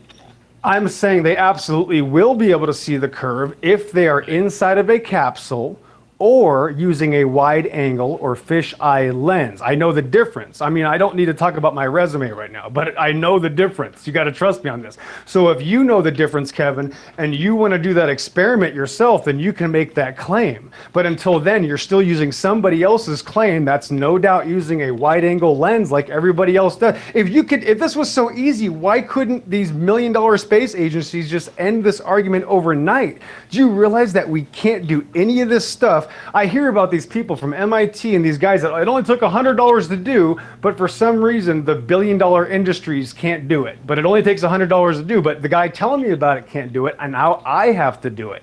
It's just not a good argument. It is just grasping at straws because we don't have evidence for the curve of this Earth. We have to tell people to do experiments to give us the evidence that we're looking for. That's not an argument. It's ridiculous. But it seems to me the way that you're formulating your counter argument, that there's no way that we could show, at least through photographic evidence, that there is a curve.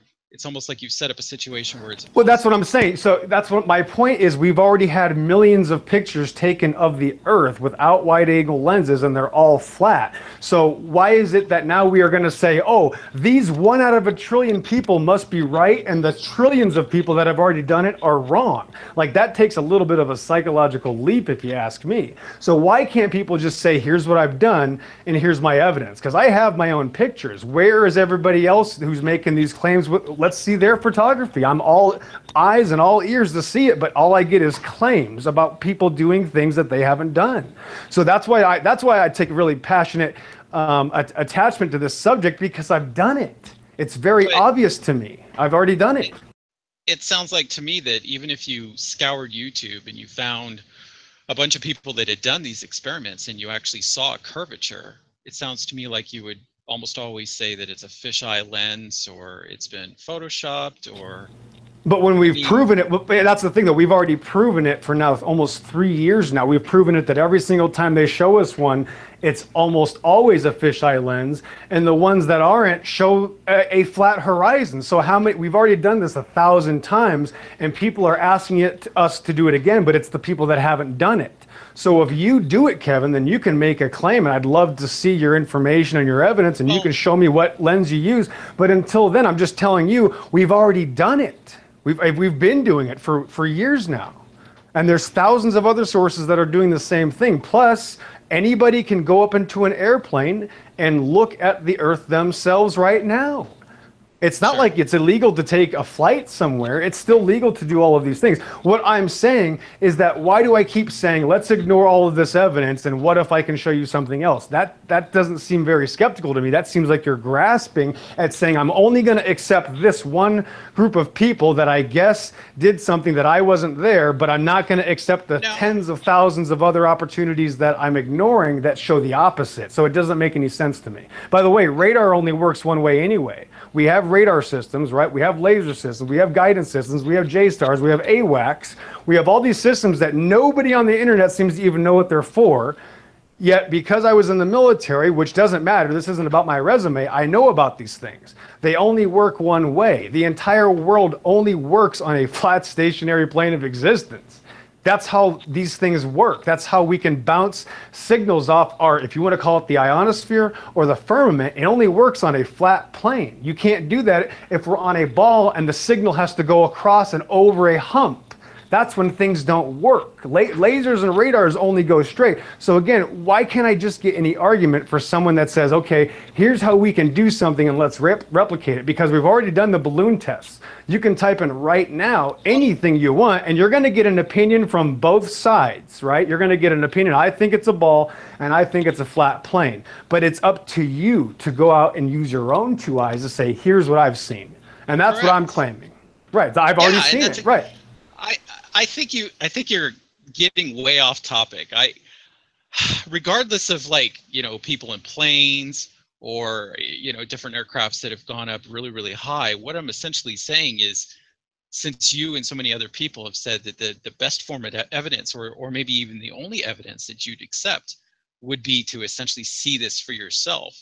I was just pointing out that there is an experiment where you can do this yourself, and you can prove essentially to everyone that this is the case. Not, you know. Right, that's what I'm telling you, that it's already been done thousands of times. There's a million flat earthers out there doing these experiments. I'm not the only one doing it.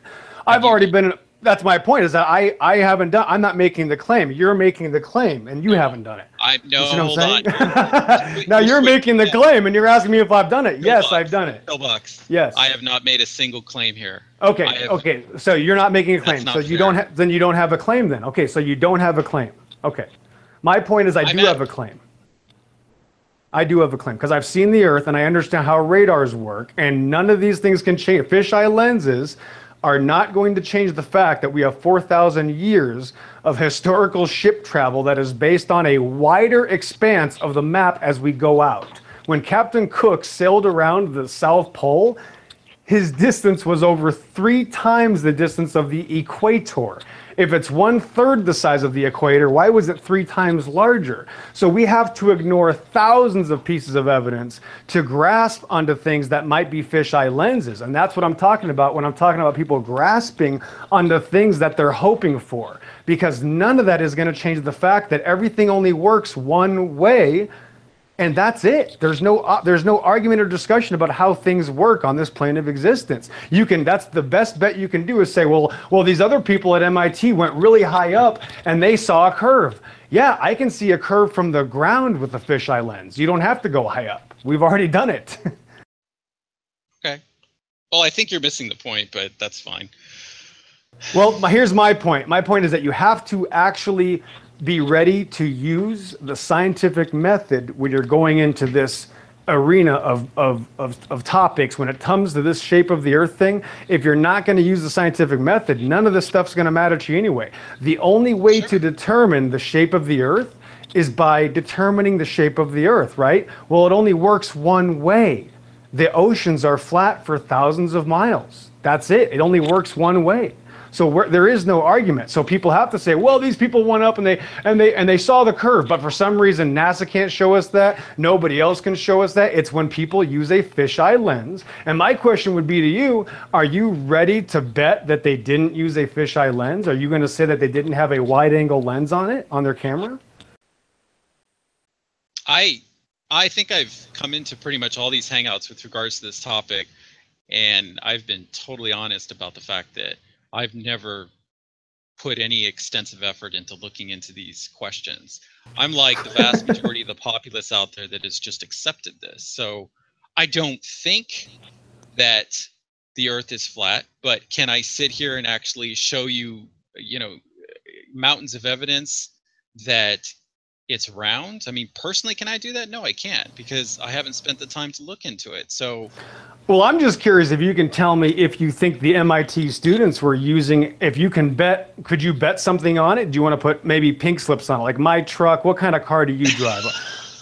You know, what's funny is that I'd be willing to put my pink slip on it. I'm just letting you know, like you drive a Yugo or a Mercedes, I'd bet you pink slips right now that they don't have, not only do they not have evidence for a curved earth, they probably used a wide angle lens if it does show curve. Pillbox, I don't care. I honestly, this may come as a surprise to some people, but I honestly don't care if the earth is flat or if it's round. I really don't. Well, that sounds like a personal problem, Kevin. No, not really. It is, because I've got plenty of other things to, research and have. Man, how could you not care? That's a scary testament, Kevin. Well, how could you not care? Because I've got plenty of other things to read about. I don't. Can you tell me what's more important than the shape of the earth? If they were lying to you about that, what's more important than that? Don't worry, the questions will get easier, Kevin. Questions will get easier. Don't worry. This is not a tough question. I don't know. I mean, come on. It's not important to me. I don't know how. Can you Kevin, tell me what's more important than if they were lying about single thing you thought you knew about where you were standing or sitting right now? Well, sure. I really think that there are a lot of topics out there that we have been told certain narratives about that are incorrect, and I find those vastly more interesting than the shape or. Well, I have an answer for you. I can tell you what's more important than the shape of the earth. What? It's who your creator is. That is more important than the shape of the earth. Yes. And a lot of flat earthers don't realize that either. A lot of flat earthers are bum dummies, just like the evolutionists are, Kevin. They're just as stupid as everybody else. There's no group of people that's smarter than the next. I'll be honest with you there. Flat earthers, I mean, you could go into a flat earther room right now and go, oh my dear Lord, Pillbox is hanging out with these people. And you're going to think just by them that I probably have problems mentally, which you probably should. The fact of the matter is this world is greatly deceived, Kevin, and they've been trying to hide your creator from you. They've been trying to hide the Bible from you, and that is the biggest topic on the flat plane of existence, to be honest with you. Okay, so I'll meet you at a certain point. I think you and I will fully agree on one topic with regards to, I guess, quote unquote, God. And that is, when it comes to the Bible, I truly do believe, from all my own research that I've done over the last 20 years, that when they are describing the earth itself, they are describing a flat plane of existence. That, I think, is pretty clear cut to me. So, and I think we're both on the same page with regards to that, correct?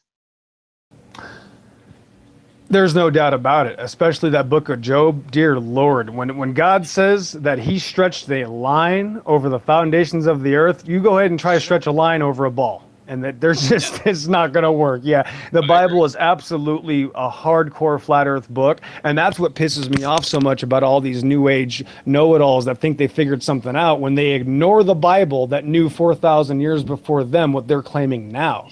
That's the insult to me. That's what I can't stand, all these new agers that find flat earth and then run away from the Bible, yet it was the only standard of that knowledge for the last 4,000 years. So trust me, this war is not just about the shape of the earth. It is just one big piece of the puzzle.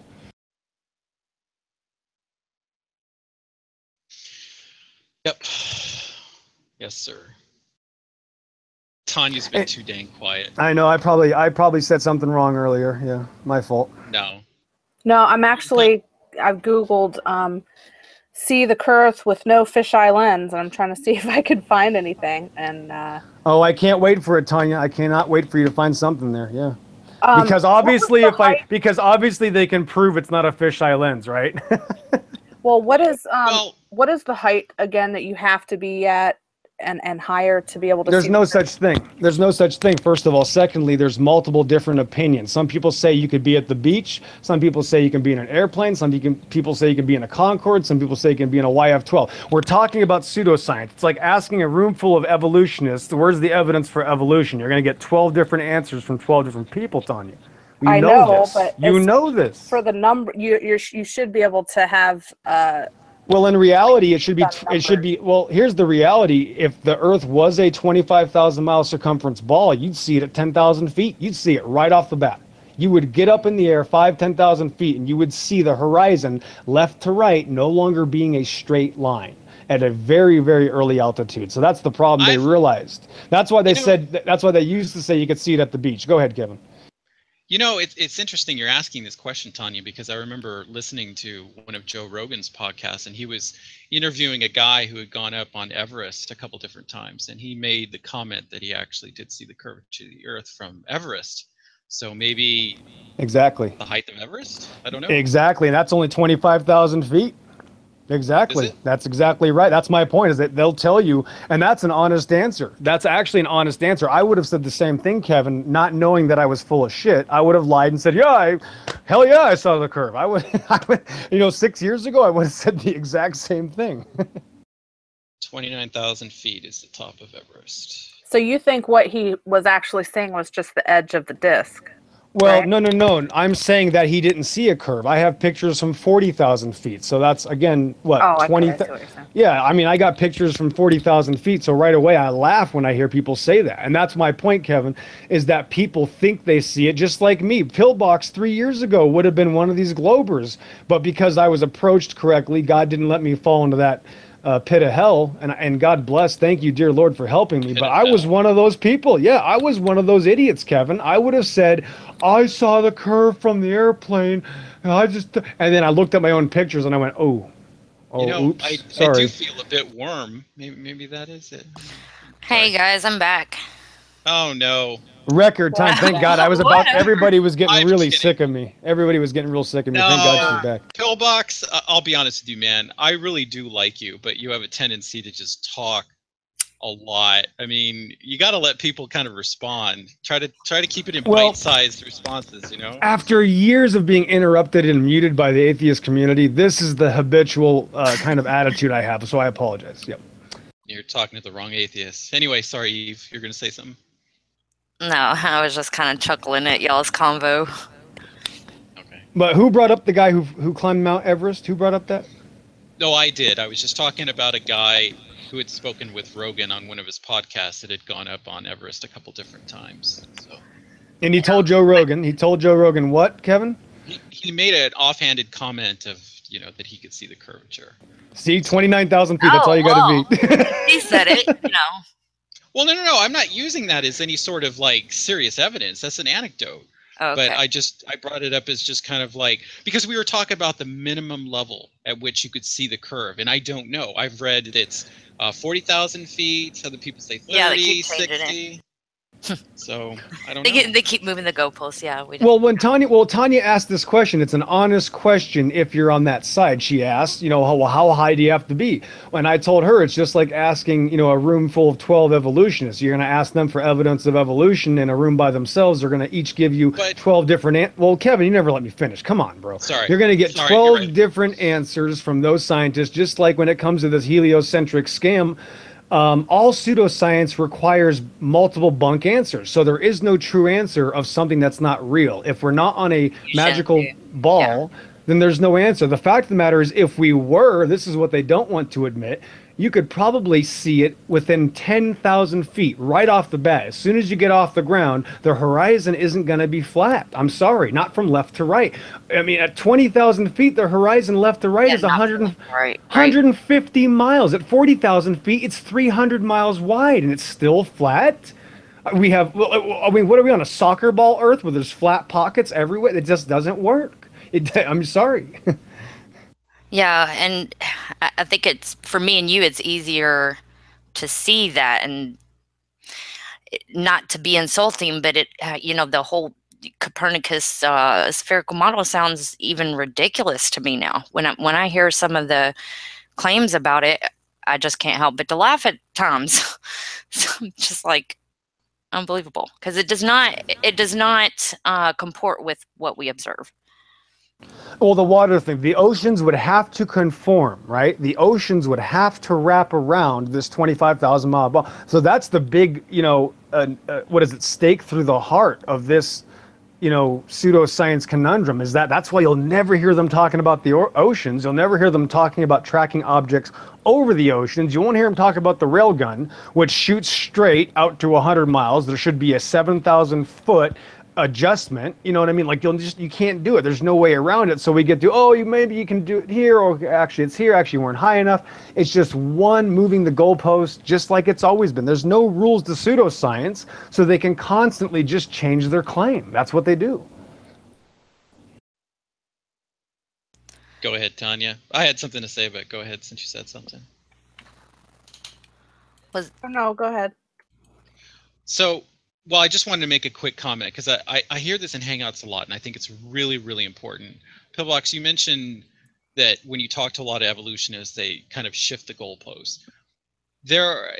I will completely agree with you that there are a lot of people here who do not understand how evolution works. So you're going to get varying degrees of correctness and incorrectness from people who have better education or lesser education on the subject.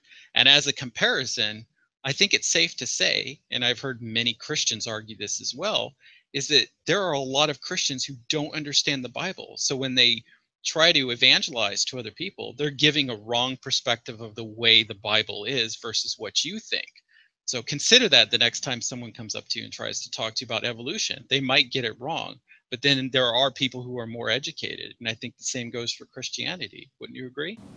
Oh my, are you kidding? I'm the biggest proponent of Christians that should keep their mouths shut because they don't understand what the Bible says. Yes, I absolutely can't stand it when we have to ignore the meanings of words because we have our own personal religious beliefs. Now, I might have been guilty about that 10 years ago, but I've grown up, and that's why I can't stand it now. I can't stand when I hear people say, well, God was just joking 1,000 times when he talked about the shape of the earth.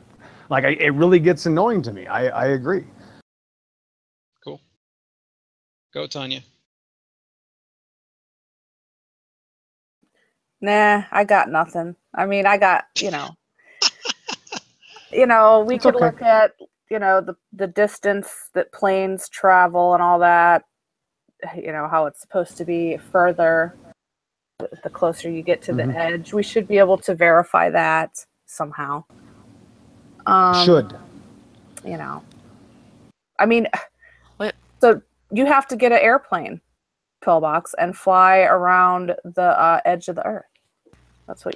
Guess what? My uncle is a pilot, and he just made the papers just this morning, wanting to put a pilot club together with 12 members to it. Now, my uncle is not a flat earther, but I have mentioned it to him, so it's in the back of his mind. So I am hoping that I can get my uncle on board, and then you will have 12 pilots. This is what I'm hoping. I'm praying. This is actually a prayer of mine, that my uncle does not come to the flat earth position until all these 12 pilots are together, and that one or two of them come to a flat earth position and convince the others. That's my prayer. And that they will speak out. Well, that is awesome about your uncle. That's really cool. However, what if I told you that I know, or I could present you with 12 astronauts who went to space and saw the Earth with their own eyes? Well, I mean, Oh, if boy. they give me pictures, I would definitely file it away as evidence, even if it's faked. Like, it was like I was telling you the other day, video and photography, I do consider evidence, but I do consider it a weak form of evidence because it can be faked, and especially if I can spot that it's fake. You know what I'm saying? So what Yeah. I'm saying is that these pilots, I'm not saying that their testimony should convince people. I'm saying that people should at least consider their testimony, and if they're able to take pictures and stuff, there you go. There's another piece of evidence. So it's just adding evidence, not, really saying, no, this one piece of evidence should just completely convert or convince someone. Go ahead, Pillbox. I didn't say a thing, man. I was I just- quiet. Come on, You Kevin. Go ahead. unmuted. No, Go it's ahead, cool. Kevin. I will add another piece of information to the pie. One thing that keeps getting repeated over and over and over again is that all the photographs of the Earth are composites. So I got really curious about that, and I actually did some searches on that and looked into it. And there actually is, I don't know if you're aware of this, but there is a satellite, a Japanese satellite that actually it's up, I think, 22,000 miles up, and it can actually take full size pictures of the Earth, and it does so every, I believe, 9 minutes. So search for that, because those images, from my understanding, are not composites. They are full Earth images. Yeah, I That's think it. I'm pretty sure I've already looked into what you're talking about. Okay. And I think that they're fake. And if you want to, we can look at that, and I could show you why I think they're fake. And then we have to go, wait a minute, why are 99.9% of these thousands of other pictures fake first? We have to figure out, wait a minute, why are we paying $50 million a day for CGI artwork that I could have, second graders make for me for probably $100? You know what I mean? That's my problem, is that we're Right. already saying, well, let's ignore all these lies. We're going to ignore thousands of lies for the last 40 years, and then we'll desperately cling on to the Japanese because everybody knows Japanese can't lie, and then we'll believe them, I guess. It's just Right. another desperation religious belief because somebody else did it, right? I hope somebody else did it. Oh, the Japanese, of course, they did it. Well, and they all the space stations all across the world work together. And they have the same symbols. They all are interconnected. So you would think that if one has the technology and capability to, take pictures, full pictures of the Earth, that the other would. And also, I've seen I've seen a picture from, the same. I believe it's the same. You're talking about? Hold on, now I gotta look it up. But I believe it's the same. It's either Japanese or the Chinese that I looked at It's a a Japanese photo. satellite. Yeah, I looked at a photo of supposedly the Earth being taken from the moon, and you could definitely tell that it was completely a CGI and fake. Well, okay, so that brings me to a very fundamental question. What is the dividing line between something that's CGI or Photoshop versus something that is genuine? Well, for one, it can't look like an animation. Yeah, we're some are talking about more obvious than photographs. others. Right, that's my point as well. 90% of them are obvious. So my point is, wait a minute, and why would I even believe the good ones if I'm being lied to To about these about the other obvious ones. ones? Yeah. Right. So we have tens of thousands of fakes. We have a moon landing that the cameraman was already there before they landed. I mean, don't we have some suspicions we need to get rid of first before I start trusting space people, since we've been lied to by these space people for half a century? Like, when do you start to say, wait a minute, shame on me, right? Hello. Yeah, it would be very difficult for me to trust anything that came from these organizations when I've seen fake stuff come from them as well. I don't think that they should just be, I don't think the baby should be thrown out with the bathwater. I do, like I said, I would file it away in my head as a form of evidence, but it would be very weak coming from a source that I can't trust. What did NASA name its most important mission? What is the name of NASA's most important mission? Of course, it took place in 1969. What is the name of that mission? The Apollo. Right. And what is the Apollo? What is Apollyon in the Bible? What is Apollo? Satan. The Antichrist. So they named their most important mission the Antichrist. Let that sink in just a little bit for skeptics out there that even if you don't believe in the Bible, why would they name their most important mission the epitome of literally the name of the Antichrist? I mean, shouldn't that be for especially people that claim they're Christians? That should be like the biggest warning sign. Like, wait a minute, you guys are actually naming your most important missions the Antichrist. Like, why don't we start there?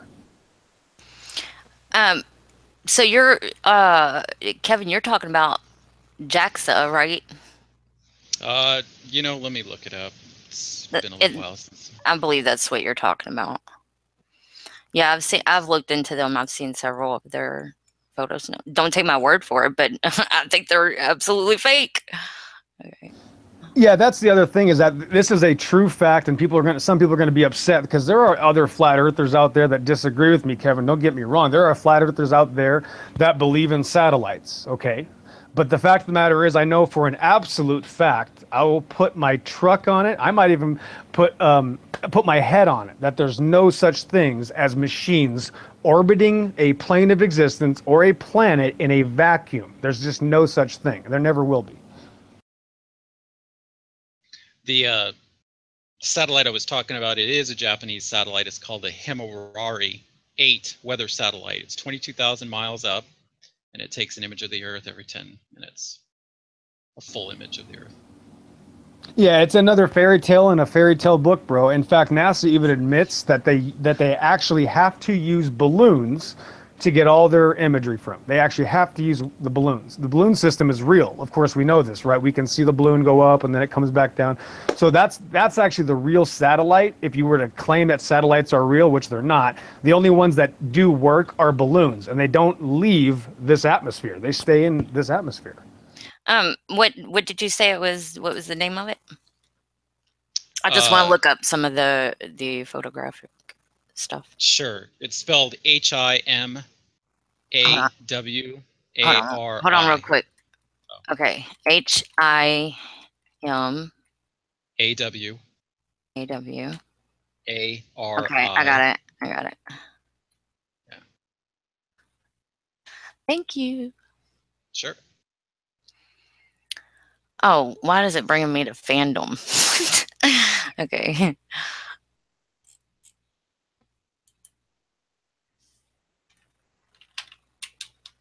I guess I should type in satellite, shouldn't I?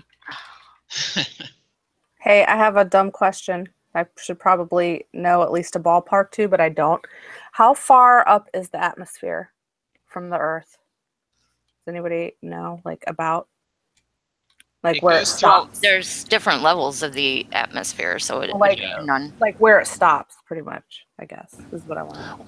Well, I don't think anybody would have a right to say that they absolutely know, but the fact is that we were not able to go higher than 400,000 feet. That does give me an idea. Does that mean it is 400,000 feet? I can't say that for sure, but if the highest flying manned rocket in history could only go to 380,000 feet, I'm going to probably assume that it's, that distance, 380 to 400,000 feet if I had to guess, because that's as high as we can go.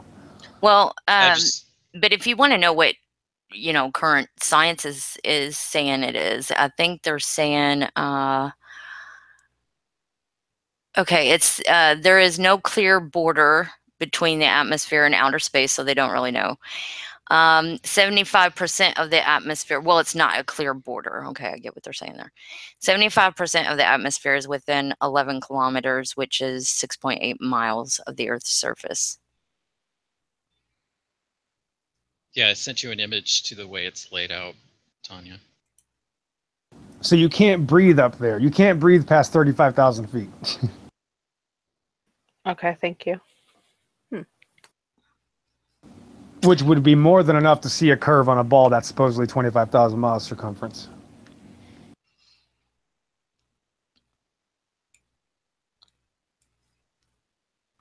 And that's the thing, is people got to realize, it's called flat Earth, not we know how everything else but the Earth works. We just know that the Earth is flat. It's not called edge Earth. We don't know if there's an edge. If somebody does think there's an edge, they probably haven't seen it unless they're Admiral Byrd, because we're not allowed to go there. So when somebody asks, well, why don't you just take a plane out there to go find it? I go, well, you're asking me to do something that's illegal. You're asking me to do something that we're not even allowed to do, that the United States Air Force can't do. Why can't the Navy, or why can't the Russian military, these billion-dollar organizations, just do that to prove us wrong right now? They can't even fly a plane over the North Pole. And we all agree the North Pole exists, let alone fly a plane across the South Pole, which doesn't exist. I mean, wrap your mind around that. Look into North Pole flights. Look into South Pole flights. It's just a comedy routine. But the problem is even if they videotaped it and threw it on YouTube and tried to show it as proof, you would say it was fake. So. Well, that's the thing, is that what are they going to videotape to change the shape of the Earth, to make it change the shape of the Earth, Kevin? If they've already videotaped the Earth 1 billion times now, we have trillions of photographers doing this for the last 60 years, and it's already flat. How are we going to change 60 years of information? They've known since 1931, since August Pickard went up into the stratosphere and he returned and he reported to Popular Science magazine that the Earth appeared like a flat disk with upturned edges. They've known since then.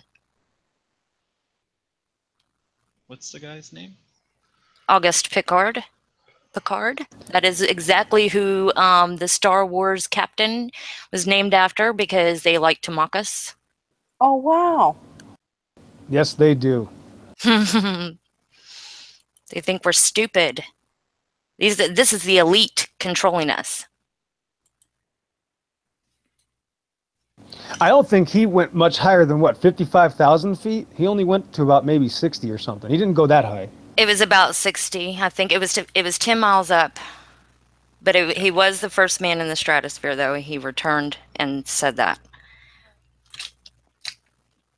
And shortly after that, we get the US and Russia shooting up missiles up into the sky. Why are they doing that? And then they all go to Antarctica, and then they have an Antarctic treaty with 50-something countries that they've never broken before. All those. Oh, sorry. Just real quick, all those resources that Admiral Byrd spoke about in the Antarctic, and our elite and leadership across the world is not fighting for those resources. Are you kidding me? Something's up with that. This is like just a side note. Do you know if he happened to mention if he could see a dark sky, like stars and stuff, As far as my research on Picard, that is, and my memory. I'm not saying that I've never heard any other quotes by him, but as far as my research and memory, the only thing I've heard him say was that quote about the Earth shape. Okay. And in this day and age, I mean, I have to put my money where my mouth is. I can't claim that Admiral Byrd is telling me the truth, and I can't even claim Picard is. But it does seem interesting that everything they say matches my belief, You know, and these are the guys, these are the greatest experts probably that we could ever know in reality. I mean, Admiral Byrd is the only guy that's actually, you know, went to both, you know, supposedly the North Pole and also the South Ring, and then describes a landmass as big as the United States that no one's ever seen before. For one, that's the weirdest thing I've ever heard anybody say. And two, nobody else noticed that for 60 years that he said there, by the way, there's a missing continent over on the other side of the world. I mean, this is only the most reputable person in history. They put this guy in charge of a battalion of 1,000 people. You know, this guy was pretty much the greatest badass that ever lived, you know, as far as the 40s are concerned. And he is saying these things that destroy the heliocentric model. None of that makes sense on a South Pole. Well, and one thing that gets me is, how come we've never heard of these people? Why is the other side being left out? Why have we not been educated on August Piccard, who was the first man in the stratosphere? How in the world can we not have some kind of education in our school systems about this man? Like, I have never heard about this man until I looked into Flat Earth. Right, and who do they teach us about instead? Hitler About and Columbus. Einstein with Yeah, their there you go, Einstein. theories and mathematics. And Tesla sit there and said, the scientist of his time, which was Einstein, by the way, the scientist of his time were replacing experimentation with mathematics and building a false reality. So you have all these people all throughout history that have been warning us and telling us these things, and they get ignored, and they're not in our educational system. Doesn't show the other side. They only show what they want to show. It's unbelievable. And I'm looking at some of the images from that supposed satellite, Kevin. Yep. And they still look CGI to me. Sorry, but they do. Well, I guess that's a really important point, though. I mean, this is the foundation of essentially how you do research. Is what's the dividing line? And it also goes back to, like, for instance, you bringing up this guy Picard.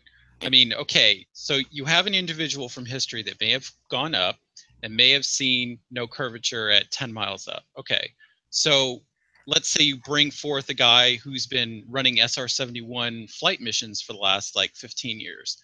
And he says that every single time he goes up, he sees the curvature at, say, 100,000 feet. You do have that. And you also have Concorde, 60,000 feet, that's showing that there's no curve, and 100,000 feet of air balloon footage that's showing no curve. So what you have is two sides here. Yeah. And you have two stacks of information and evidence, and you have to go through that. Now, when it comes to CGI, you could tell that it's CGI because, for one, you could compare it with their other pictures that they've provided to us, and you could see problems or maybe even copy pastes that are used. For example, cloud formations, you could see the same cloud formations in 3 or 4 different areas on the same picture. You know, just basically that. Or what about the fact that we rarely get any kind of video footage or picture that has a satellite in it, and when it does, you could tell that it's a computer generated. Are you telling me, Kevin, that you really can't tell the difference between a picture that's real and a picture that's computer generated animation? Well, okay, so I was a photographer for about 10 years, okay, and I worked in Photoshop a lot. And believe it or not, in order to differentiate between something that's been manipulated through Photoshop or some other editing program versus a genuine photo is a lot more difficult than you would think. Okay, that's why the question is so very important. The dividing line is very difficult. To simply look at a picture and say, this looks fake, that's not scientific at all. Oh, I disagree, and I'll show you why. Here, hold on. Let me, where's screen share? Screen share. Oh gosh, I hope it don't show the address. Okay, tell me if you guys can see my screen right now. Can you see it? Oh wait, right now, can you see it? Yes. Okay. Yes. You're telling me this looks real? No, Well, not. not Yeah. really. No. I mean, there. Okay. So when it comes to Photoshop work and editing, there are images where you can easily see that something has been placed as a layer. I mean, there are techniques to be able to tell the difference. But what I'm saying is that when you get into real detailed work, sometimes it's extremely difficult to tell a genuine image between, like I said, a genuine image versus something that's been manipulated. So Would you that's why it's understand what we were saying earlier about, okay, let's say that you can't prove every single footage or photo was faked, Sure. showing that enough that they have enough fake photos and video footage, shouldn't you be questioning your trust in that source? See, I try very, very hard to get away from the genetic fallacy. I do not look at a source of data and simply judge it based on the source itself. I look at the data itself. Okay, so if I get a million image from NASA or whatever other space agency, that doesn't mean anything to me. I could go to a GeoCities site and pull data. I look at the data itself. So I mean, with photos, if I was to do a photographic analysis, I probably wouldn't even want to know where the image came from. I would just want to get my hands on the photo and be able to examine that itself. Okay. But the problem is that you have, like I was saying earlier, two different sides, and you've got video footage and photography from both sides. And I would like for someone to show me where a flat earther's footage is fake. I also have to ask one question before we change topics, Eve, to Kevin. And this question, Kevin, just cuts right through every single problem that I'd have to worry about, because all you have to do is show me a picture of the Earth that you believe is real, and I will wait as long as you need to find that picture. Say the question again. I'm sorry, I got distracted for a second. One more time, Pillbox. If you, Kevin, if you can just show me a picture from any of these sources that is of the ball Earth that you believe is real, that is a picture that I would look into if you believe it's real. So just show me one that you think is real, and I would love to look into that as soon as you find one you believe in.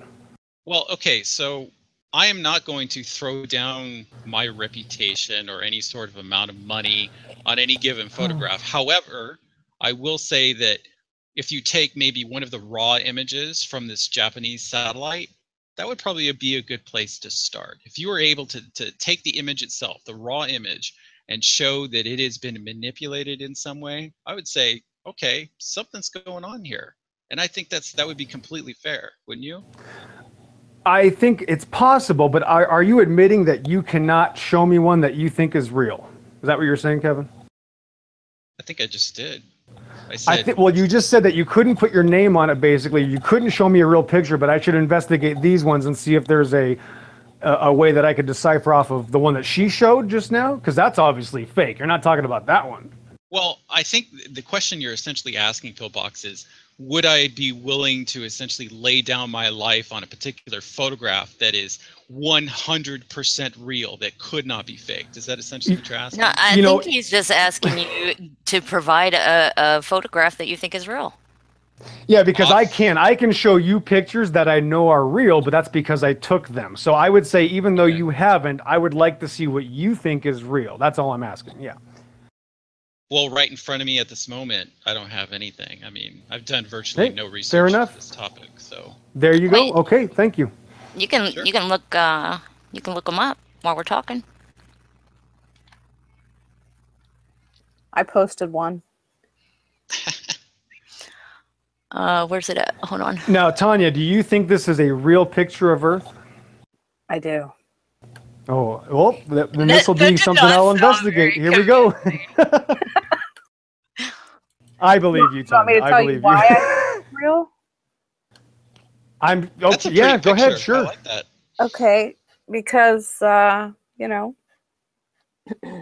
what's that green thing? It's the Aurora Borealis, I think. Yeah, that's what I was thinking. So, you know, it looks real to me. Okay, I guess that's it. I guess we can pack it up now. Is that why you're laughing? But I that mean- goes to my point, doesn't it? Sometimes it's really, really difficult to tell. I don't think that fakery that's versus difficult something at that's all. I real. think it looks absolutely faked. But what okay, so what about it looks fake? Be it specific. looks CGI. That does not look like a real photograph. Okay. The lighting itself looks CGI.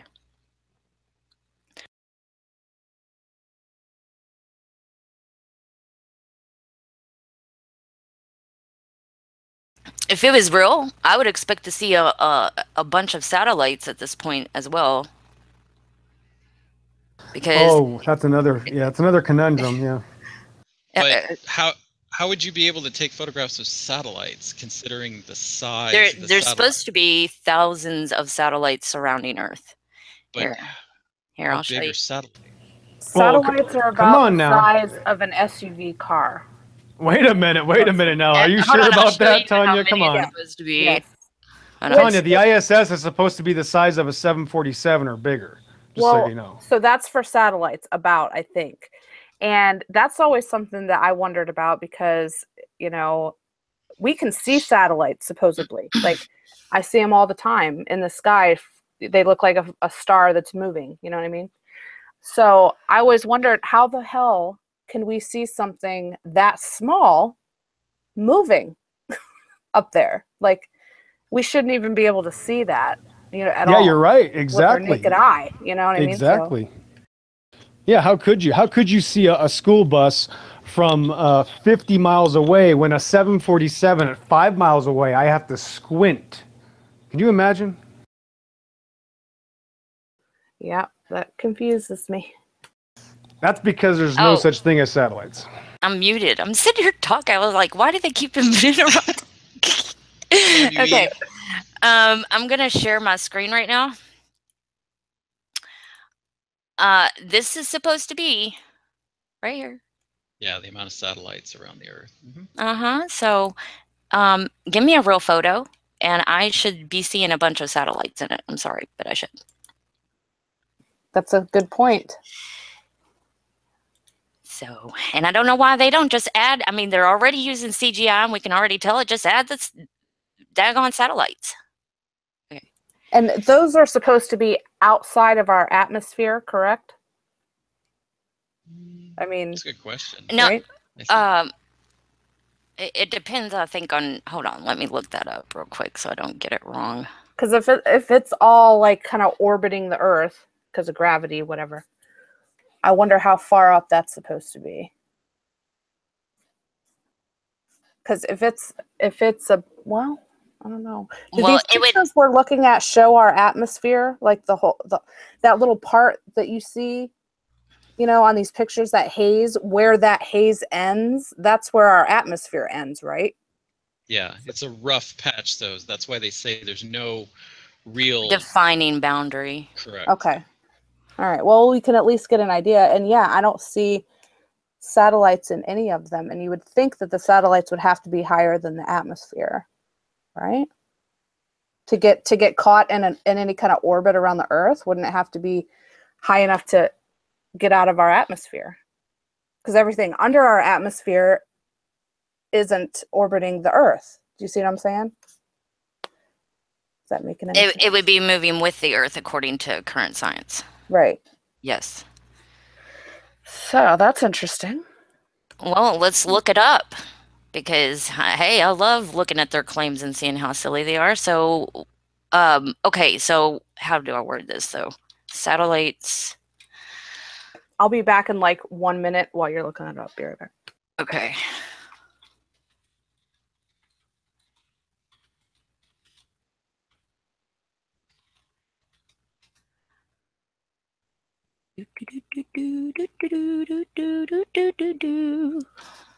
Okay.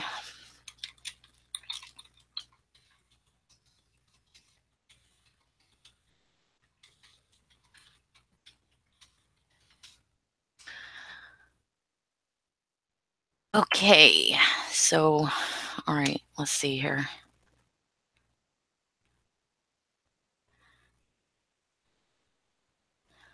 Oh, wait.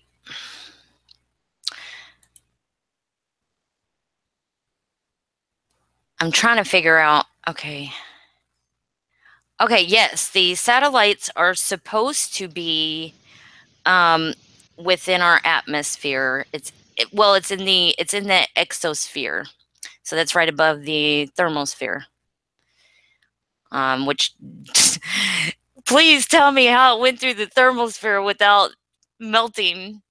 I would love to know that one. Oh yeah, the magical spacesuits and reflective material. That's right.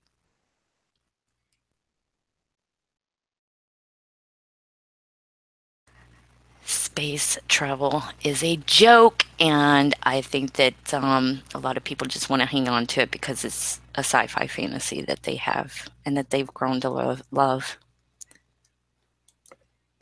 Well, that's what it all comes down to. Even if you notice, everybody you're ever going to talk to about this topic either believes it because they were told or because they were shown a picture, and it's all fantasy. The crazy thing is that they even admit that it's science fiction for the last 50 years. Every time somebody watches a space program, they actually look at it like that's really where they live.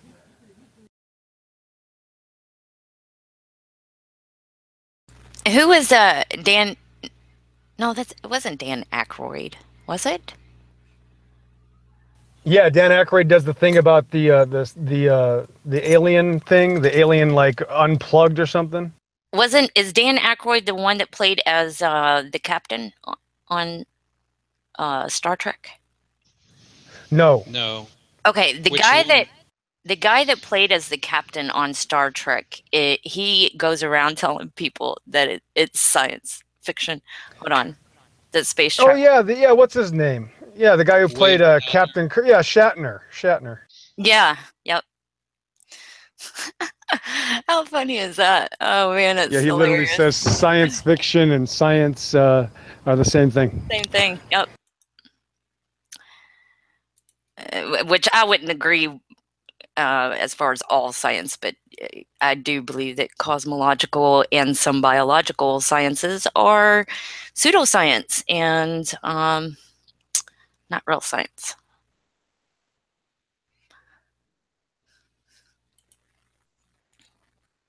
And theoretical science. That's exactly what it is. It's based off their little hypotheses that they can't even demonstrate and show to work in reality.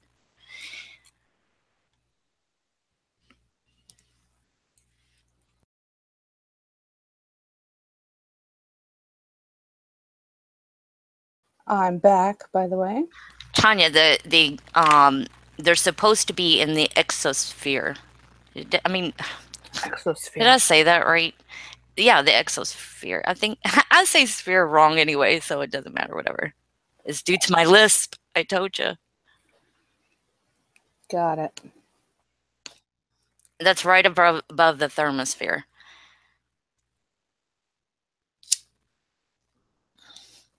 But Tanya, would you like to take me up on the challenge of answering this question? How the heck does the satellites get to the exosphere without burning up first in the thermosphere? That's a good question. I think I asked you that a while back, and remember we looked into it, and I was laughing, and I told you, look, they have magic spaces. Yeah, that special shiny material. Yeah, I wondered that myself, you know, how do they not burn up? That's a good question, especially back in the 60s and stuff. God bless them. But yeah, how the heck didn't they burn up in space? I don't know. Isn't that physics? Well, yeah, but what they try to say is that this is why it's funny that Pillbox said earlier that it's both hot and cold in space, because what they try to say is that it's the heat particles are the ones that reach to 2000 degrees, and the heat particles are so spread out that it doesn't affect the satellites and spacecraft and things like that. But the problem is even though I think that that itself is a magical answer. The problem is that solar panels should be attracting heat particles. And that's what you got on the ISS.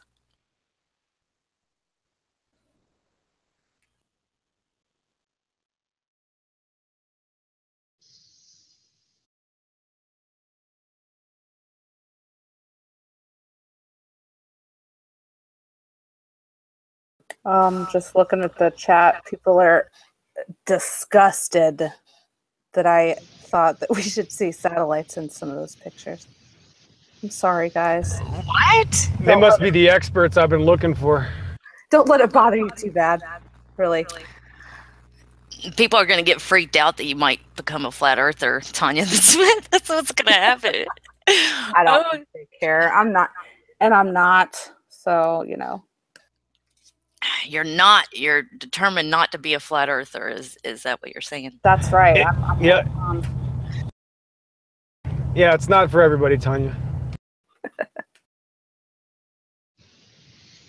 I guess the only thing I could say with regards to that photograph that Tanya put out with the colors, which I thought were the aurora borealis, is I think an analogy would be, if you wanted to see satellites in that photograph, it would be the equivalent of being in a plane and trying to take photographs of the Earth and trying to catch all the insects that were flying by. That's kind of the way I see it because of the size differential. Gotcha. That makes sense. But I don't know. So. Wait a minute. What? Well, you got to consider, see, this is where kind of math takes effect. You have to consider how many square miles you're essentially taking a photograph up and how high you are up versus the satellites that are there and how big the satellites are. Isn't the pictures coming from the satellites? That actually in this picture. Wait a minute. The point you were trying to make is that why wouldn't you see satellites in the photograph, like zooming by? That's what I was answering. Yeah. Isn't that what you said? Okay, but I don't see how that's. I still don't see the problem. I mean, I still don't. And they're going too fast. They're too small, and they're going too fast. In comparison to the Earth in these pictures, is what he's saying. So we can't. Yep. They're too small to see. Just like we can't see. Why would they be? That's the problem, though. Why would they be too small if what's taken the photo is in the same area as them? I don't understand what y'all saying. That's a right. It's not that we can see all of them, guys. It's that shouldn't we see some nearby the one that's obviously in the same vicinity and hopefully with other satellites, like anything at all. Here's the other thing you got to realize: light reflection. It's not that you would see the satellite; you would see light reflecting off of these so-called satellites. Yeah, that as well. Yeah. I mean, it's. I see what you're saying, Kevin, but it's problematic unless you're saying that these satellites that take these pictures go up even higher than the rest of the satellites just to get the photo and then comes back down lower where the satellites are. Right?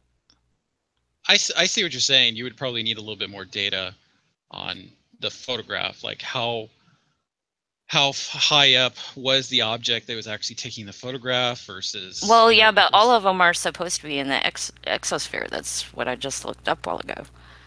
Mm-hmm. So that's going from I think it's is these in, what's this? I can't tell. Oh, kilometers, altitude kilometers. So that's the exosphere is only, I think it looks like about 150 kilometers. I mean, difference from the thermosphere.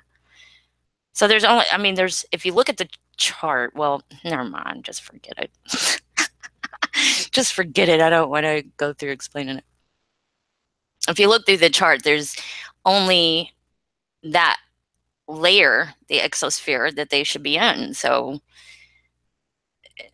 it seems to me, and it only goes up 100. That layer is only about 150 kilometers up.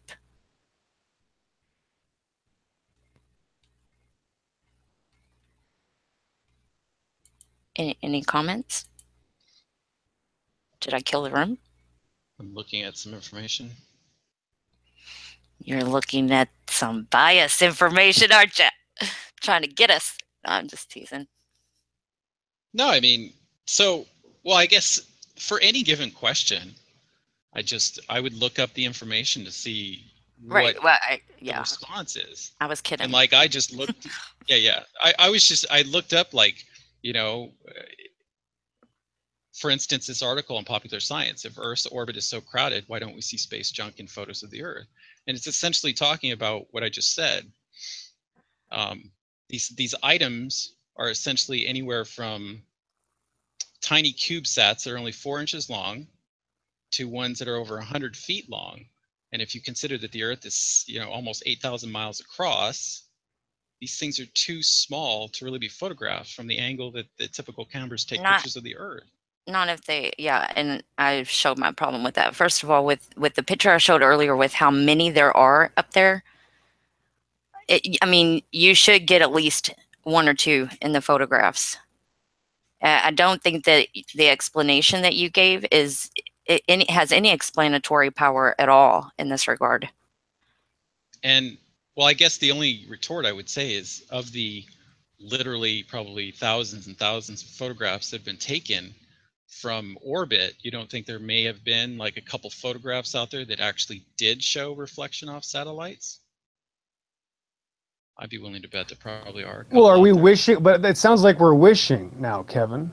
Well, sure. I mean, I could go see all this takes time. This actually takes time to actually research. I mean, I know, but it's like we haven't found. It's like you're saying we haven't found what we're looking for yet, but maybe we will. I mean, that's the attempt of the approach on this topic you want to give it, bro. I would never recommend something, but I think that would be very detrimental to your own psyche because you're literally just looking for excuses about everything. Not that you're a bad guy. I just think you're grasping at straws here. It would be like trying to confirmation bias. I am essentially following the scientific method. I seriously am. I am presenting. Well, that's the thing. Is a scientific method literally says that we have to observe and test and demonstrate. Not, well, it might be in the other pictures, bro. Come on. But you try to answer possible questions for your hypothesis. That's exactly what I'm doing. You come up with a question. Why don't we see this? And you try to basically examine all the possibilities. Well, that's called the theoretical method, though. Go ahead, Teal. Find a picture that's got the reflection. Let's take a look at it.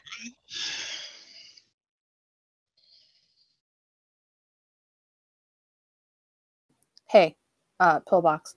So if I wanted to do that experiment where I just send up a picture, or actually I think it was Kevin, you were mentioning this earlier, to take a picture of the Earth and see the curve and all that with any lens I choose, how much did you say that would cost? You gave like a number that people have seen that did you say like a couple $100 or something? Were you talking to me or Eve? Yeah, to you, Kevin. Earlier when you were talking about that. I thought you were talking to you. Oh, that's okay. Ask the question again. That experiment you were saying that Pillbox could do if he like sends a GoPro up in space or whatever. Yep. How much did you say that would cost? Like just for I sent you the link. Did you get the link? You gonna do it, Tanya? I'm thinking about it. All right. I hope Kevin and Tanya do it. It'd be interesting to compare the results. If it's not too crazy expensive, I mean, maybe. You know what? I need to look into it too, because now with, my money situation, I might be able to actually do it as well. That would be cool. That would be interesting. So if I sent it up and it came back and it showed the curve, I mean, y'all got to give me like... I have no fear whatsoever of that. I'm throwing $50 on it. Take your best shot, Tanya. Take your best shot. Trust me. Yes. Yeah, I'm thinking about it. I'm going to look into it. Now, when it comes back with no curve, though, are you then going to call yourself a flat earther, or what's the next excuse going to be, though? Just fill me in. Well, I mean, I have to make sure that it's even possible to get high enough to see it according to the numbers. According to whose number? Because all you got to go is 10,000 feet to see the curve. You could literally be 10,000 feet in the air to notice a ball that curves with a circumference at 25,000 miles. I mean, there's just no way around it. With the data that they give us, I think, but you would have to, of course, verify this, and I'm not certain I'm 100% correct, but I'm thinking that you should be able to see it at 35,000 feet. But once people started saying that, they started moving the numbers. Do you know there is a simulator, though? I mean, there was this, I don't know what it's called. I'm not really savvy. Kevin might know since he does computer programming. Kevin, do you know about this simulator that talks about some sort of like simulation other Earth, and it's like a small Earth and you launch rockets from it? I saw one of my cousins a year or so ago do it, and when he went, he was like, he had an indicator, right, his altitude, and it showed him at 4,000 feet and the Earth was curving. I just don't know if you've ever seen that, but my point is that that's a small version. That's actually not to scale, of course, right? It's a it was like under 15,000 mile circumference simulator, right? Well, if that's accurate at all, you don't need to go higher than 10,000 feet to see the curve on this supposed ball Earth. You wouldn't need to go higher than 10,000 feet. And that's my point, is that people don't realize the horizon at 10,000 feet would not be flat from left to right. It's not so much that like straight out you're going to see curve, but it's that left to right. The fact that the horizon is still flat. Your horizon at 10,000 feet, if you just do a calculation, it's certainly more than a few miles. And even if it was only 20 miles flat, that's a problem. It can't be flat even 2 miles, because at 2 miles, there should be a 36-inch difference. So at 20 miles, obviously, I'm just saying, like, these things have been done, replicated, looked at over and over again. And you know how all flight simulators are made, Kevin, that replicate the Earth? They're made on a flat plane simulator. They all have flat maps, or else they do not simulate the Earth. That's another big clue that I don't even think most flat earthers know. But that all flight simulators have to have flat plane maps. Yeah, I've heard that claim before. I haven't looked into it. It's pretty interesting once you look into it. It's pretty crazy.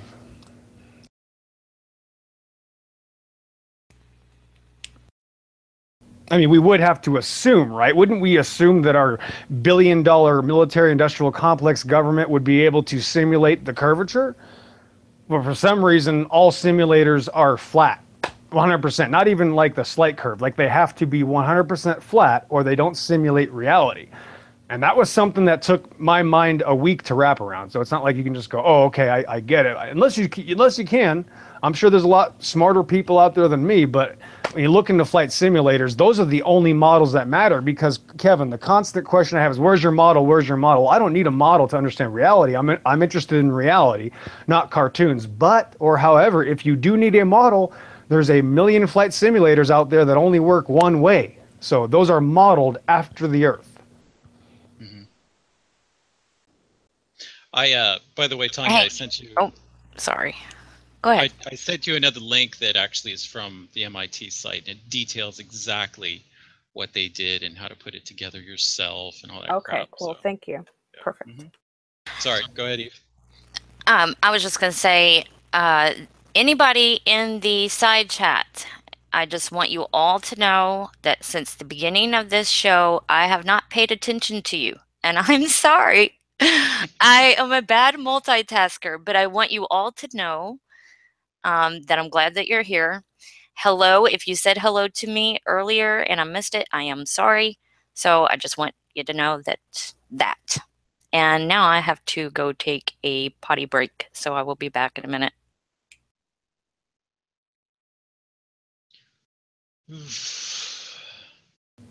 All right, Kevin, we're waiting on you now. Come on, buddy. It was so much stuff to look up and read, and I know we've only been doing this for 3 years, and you guys are still twiddling your fingers looking for stuff. Come on, when is it going to hit that maybe there might be a reason 100 million people just woke up to something?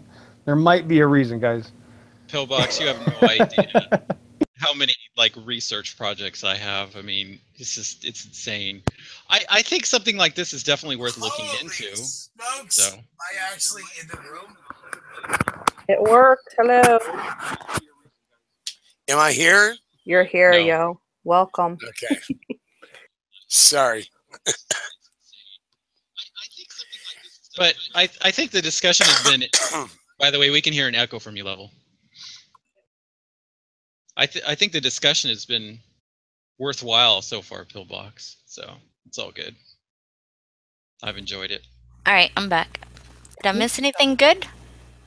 Kevin was just talking about how awesome this it has been talking to you. No, guys. I mean it goes back to what I said initially, is that I think it's very, very healthy and actually a good thing to be challenged on things that you've long taken for granted. And essentially the questions that have been asked, I've had to open up a ton of freaking different tabs and do some short readings on.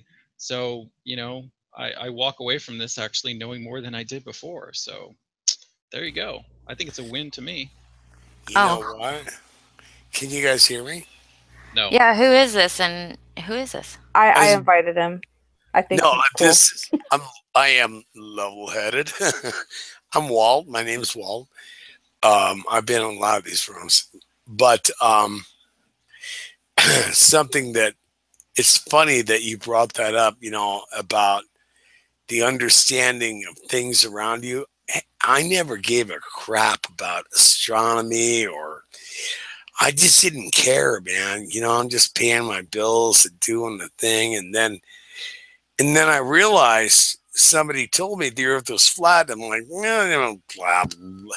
And I went and looked. It only took me just a few days. And I'm like, wow, Yeah. it is. And so, and then I began my study, and this has been 7 months now going. I know more about the bald earth than they do by leaps and bounds. I totally understand. First of all, I'm an electrical engineer, and I have studied fields and waves and lasers and masers, and I am pretty darn good at what I do. And so, looking at the whole thing, holy cow, it is flat, man. It's crazy, man. And I've made so many. I just, you know, people in my realm, boy, they just look at me and laugh, you know. So I have to hold my tongue now. I can't say anything around them, you know. I just have to, you know, just like, Yeah, I know. I have to be quiet because it's gonna interrupt my career and other things, you know, and stuff like that. But some of them on the side, you know, it's like once you get it, you get it. Okay. And there ain't no going back. Yep. No, the thing is, man, we've been fucking fried for 500 years. My God, they spent so much time cooking our balls in the soup, man. I swear to God. So bad, man. They really. Hey, Level, not to interrupt you, but this isn't my channel. This is actually a friend of mine's, and Yeah, it is. all right, okay, One second. I get it. You don't have to say it. Don't say it. I already got you. One second. The language got to be cleaned up. I already got it. I said I got thanks. you. I got you. The language. Okay. The language. That's why I speak in Italian. You know, I talk it this way. It's a different kind of thing. Hey, you could sneak it in there with that. Hey, man, it's cool.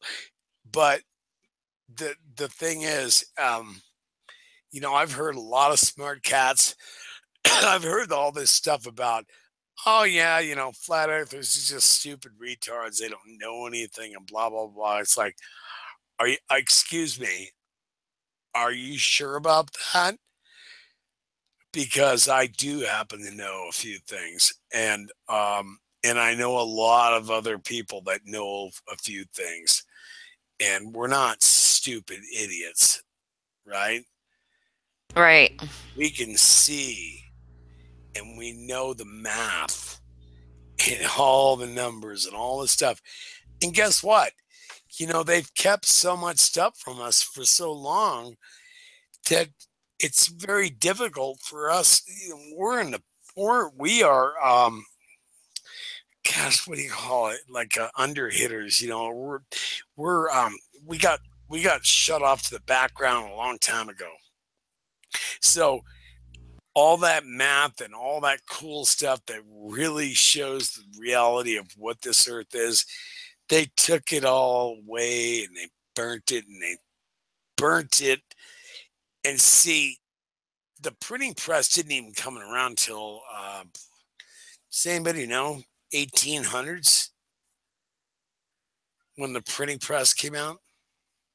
The I printing think it press? was before that. Yeah, I like think. 1400s. Yeah.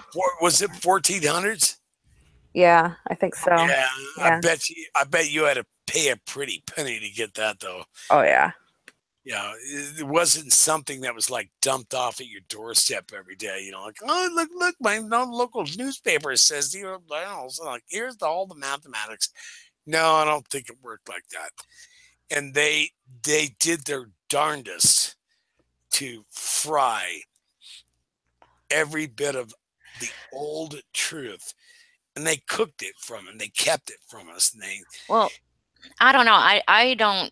I don't necessarily think that they've been lying to us for 500 years. What I think Satan has, but I don't think the humans really noticed what was going on. I think that their sun idol worship deceived them. And I think that they were deceived for 500 years up until 1931 when August Pickard returned. So that's just so I don't think that they were purposely lying all this time. Well, I'm not convinced of that. I do still hold that as a possibility, but I'm not convinced of that. well, I can tell you, I've seen a lot of rotten people in the last few years going through this. It's crazy. Like just in the last year, between the Trump election and flat Earth and everything, it just seemed like it all just like collided into one big pile, and I'm like, wow, man, I'm like so blown away. I look at it all, it's just it's nuts. It's crazy stuff, man. I've seen this guy's got a channel called A Plane of Truth or something like that. APLANE. Anyways, he shows all the caricatures and pictures of Trump doing all these hand signs, and I mean it is totally deliberate, and it is so bad. I'm like, wow, man, just like in tandem with other people, like here's the 666 and blah blah blah. It's like what really, it's that bad, it's that deep.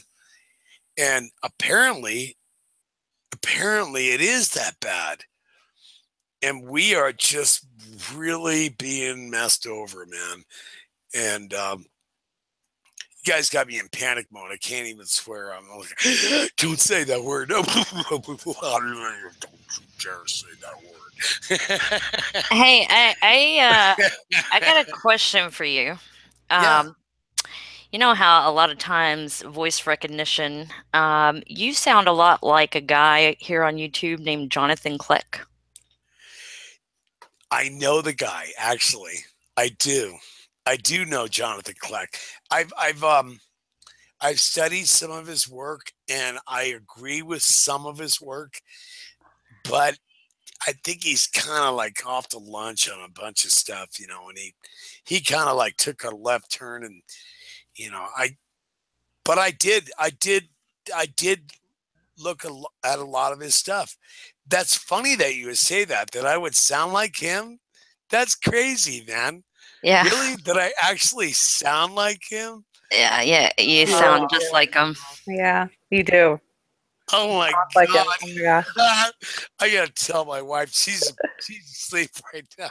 She would laugh her butt off, man. Because you know, no way, man, no way. Yeah, you sound just like him. So we're gonna call you Jonathan from now on, okay? Level-headed. Okay, you can do that. But no, listen, the dude does have some stuff to say, but you have to sift through a lot of crap to get it, and he he did that a compilation with all of uh the commercials, with this car and that product and blah blah blah blah. Really, really badass stuff, man. I mean, if you haven't seen it, you need to go look at it. It's really crazy stuff. But on the same token, I like I said, I think he's got a couple of things that I picked through, I cherry pick, and I cherry picked a couple of things out of Jonathan Clark. Bing, bing. I think they're true. And There's a couple things that I agree with, but as far as theologically, and also a lot of his stuff, I don't agree with. well, sure, then no, he's batshit crazy, man. Come on, we get that. I mean, that's not hard to figure out. But all in all, he's put out a couple of videos in the last month or so now. I'd say about 3. I haven't watched them. I have not, because I kind of get burnt, and just kind of got tired of the he's doing the thing with the trailer. He had some like trailer thing. He pulled up to his house and whatever, man. I mean, are you kidding? The Lord told me. That's the thing that gets me with him. God told me, blah, blah, blah. Are you kidding? You're going to sit there and brag to everybody that God is personally speaking to you? Now, I can tell you right now what happened to me. I came out of Las Vegas when I was 32 years old, and I was drunkard and shit. And oh God, I'm sorry about the swearing. I'm gonna try. That's all right. And just try that. That's all you have to do. Yeah. Anyways, I came out of, I was at a couple of strip clubs, and, I was just, and I'm married with kids, it's totally wrong. And I was driving home from Vegas coming east because I live in southern Utah. And God just literally blew a horn right into my head. Whoa. And I pulled over and I got off the road, and I drove off that road a Christian. Now, how's that for amazing? And I I just look, I cannot get past the voice recognition thing. So, I would love it if you could prove that you're not Click. Are you serious? Is there a way? Yeah. Is there a way? Sure. Go to that is so funny, man. It's funny as hell.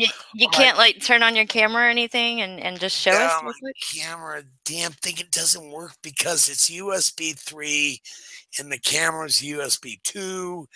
All right.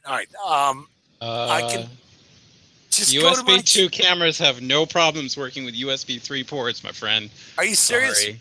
I'm dead serious. Yeah, ye are without excuse, my friend. Yeah, I'm not gonna let you pass unless you demonstrate that you're not Click. It's starting to mess with me now too, actually. Yeah, for real. I mean, the mannerisms in which he. Well, it's not just that, but with me having very big theological differences with him, I don't. I just want to make sure that who this person is. That's USB 2, I think. It'd be awesome if it's him though. That'd be kind of cool. Oh wait, are you there? Yeah. We're waiting, man.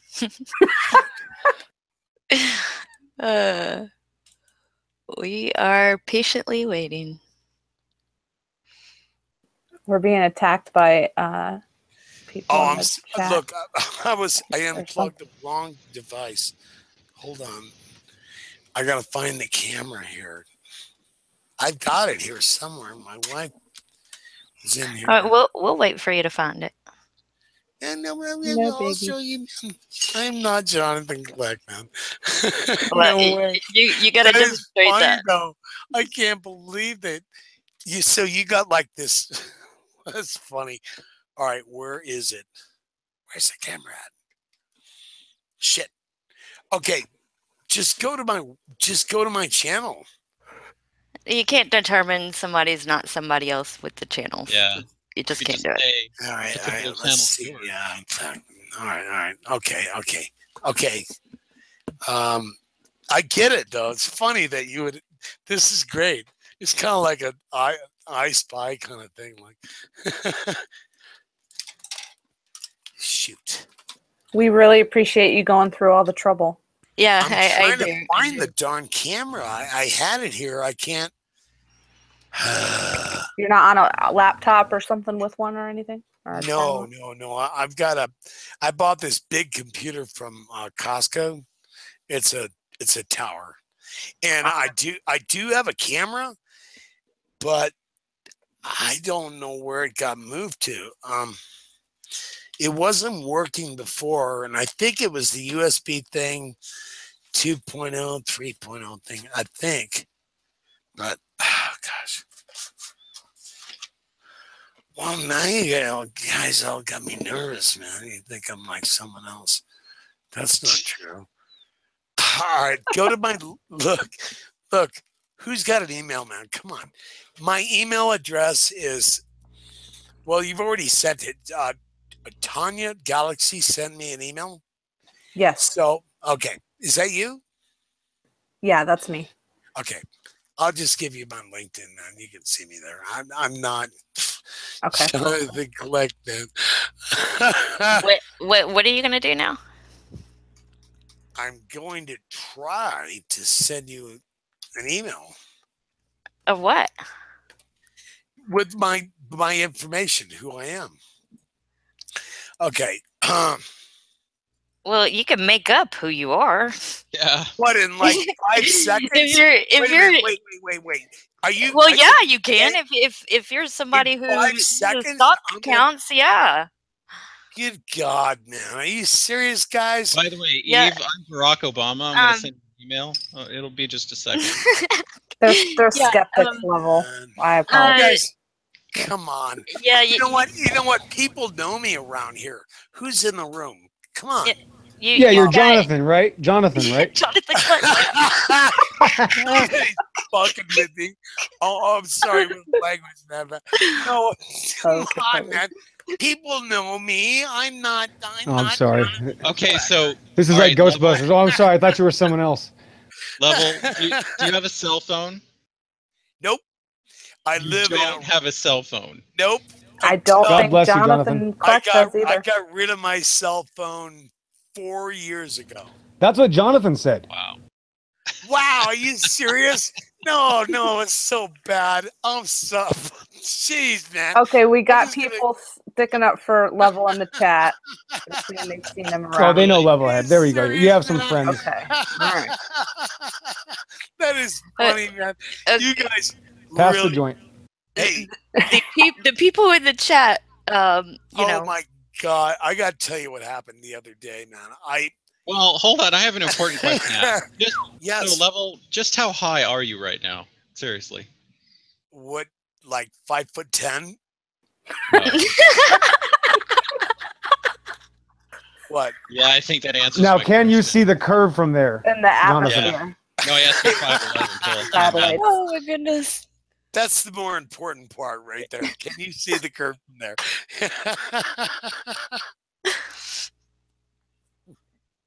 Oh my gosh. You guys are gas, man. Hey, Fred, that's his name, right? That runs this room. Fred? Is it Fred? Flat Fred out. Flintstone. No, you're thinking of Ran, I think. Is his name Rand? Oh yeah, you're right. You're right. Oh shit. Oh, I'm sorry. You're thinking My of wife- Fred Flintstone. I know. They My kind of look wife. alike a My little bit. wife Oh always my gosh. corrected me on Don't that. tell him I said that. He is. Oh You're shit. on live. You're on live. He is one hell of a man. One. I love that man so much, man. I've been in this room quite a bit in the past. I dodged for a while, just sniffing around, looking out in the world. Once you go flat Earth, everything seems to get different, right? Once you And go flat, you never go back. he got that part. Yep. And I, yeah. So, and then he disappeared for a while, and he got, I guess, depressed and said, "I'm not going to do it anymore." And then he came back, and then I reconnected. And so, and I got to say, I know people from this room from 7 months ago. If you're going to ask me for names, I can't give you shit. There I go, swearing again. From this room or from this channel? No, this room. Right now, what we're in right now. Well, no, okay, the channel. Who do you know in here? Well, okay, let me see. Hold on. Who do I know in here? Who do I know in here? Concentrate. I think you gotta do it Victoria over spoke up and over. for you. I'm sorry. Somebody asked me how high I am. I'm about 6 back in. So Okay. Feeling good. I'm there. Okay. Smooth sailing. Okay. Oh, as long as you're happy. Oh well, anonymous guest. He's a friend of mine. Anonymous guest. Yeah, I don't even know who that is. Ben taking pics. How come she didn't stand up for me? Come on, honey. Right there. This girl. I just thought of something. Sorry to interrupt you, Level, but you know who you should invite, Eve? Seriously, Benny Ocean. I would love to talk to him again. Yeah. Oh yeah, Benny. Yeah. Who? Yeah. Benny on the flat ocean. Yeah. Benny, Benny's- Yeah, You've seen him and around. Benny's certainly an open person too. I really like Benny. Yes. Yes. Yeah. I know. Benny and the Jazz. It's an Elton John. Oh, you should hear my wife sing, man. She does like karaoke stuff. When we were living in San Diego, she was doing karaoke, man. Oh my God. Wow, man. She'd pick up that mic and she'd do Elton John all day long, man. Just blow everyone away. Nice. It was fun. We had a lot of fun with that. Chris, Truth Seeker, I know him. I'm just like rifling through the names here to see who's in the room. Healthy Skeptic. I know I've seen him around a lot. I don't know if I really know him or not. Can't really say for sure. A lot of people looks like they burned off. Looks like they burned off. What do you mean? Yeah, they took off. They took off. Goodbye, they're gone. Jonathan Gleck, man. Are you kidding me? I still don't buy that you're. I still don't buy that you're not him. Prove it. That's really? Yeah. No, he is so pompous and self-righteous. It's disgusting. But like I said, I picked a few cherries off of his bushes, man. I got them. Bing, bing. But for the most part, I'm done. That's it. There's nothing more. I haven't listened to him in a long time. And, I really love your peaches. Wanna shake your tree. Oh, that's beautiful. Oh, I know the song. Love it. Sorry. I know the song. Lovey-dovey-dov. I know the song, man. If this is getting closer to what we used to do, this is going to be like a drinking party these girls used to do years ago. Oh gosh, don't remind me. We were possessed by Satan at that time. So What? What? Tanya, say that again for the record, please. nope. Yep. I wasn't going to say anything. You know, I remember being one of those hangouts 2 years ago, and you and Eve just shut me down, and I had to shut up and sit in my corner back then. No Well, way. I don't even drink anymore. Ever since I started, Really? yeah, I don't. Ever since I started trying to Well, lose. come over and see me for a while, and Would you stop interrupting me? I'll fix that for you. Jonathan. Uh-oh. Yeah, Jonathan, you got to relax. Jonathan, you're going to Jonathan. get kicked if you don't relax, Jonathan. Come on. That's so crazy, man. Look, Put your Oakleys on. And Jonathan wouldn't be swearing, would he? Would he be Uh, fucking swearing? Nope. Hey, There hey. you go again. Oh, one last strike, Jonathan. Come on now. Okay, come on, guys, don't bum me. I know. Let's not like burn him at the stake here. You know. No, but he has slipped several times. This is all. What? I have sympathy for profanity users. What? Listen, Jonathan, I'm a profanity user too. I just got to shut it off. You just got to shut it off, bro. I'm not real judgmental or anything, but this is not my channel either. So, you know, and I do know that we have Christian viewership and stuff like that. Yes, and I respect that, and I'm sorry for blowing the pipe open a few times, you know. Jonathan, man, that is funny, man. I don't know if I'll even get past this. This is great. My wife's unfortunately, she's totally asleep right now. She's way behind. The kids they got whooping cough, you know, because the neighbors went and got shots, and then the shots came over here, and you know, we don't shoot our kids up with drugs, but that stuff it propagated over here, and now they got whooping cough. So she was up, you know, for a couple of nights. So right now she's totally asleep. But she would laugh her butt off at you guys. Yeah, she would laugh and she would say, "Oh my gosh, they busted you, Jonathan." Oh.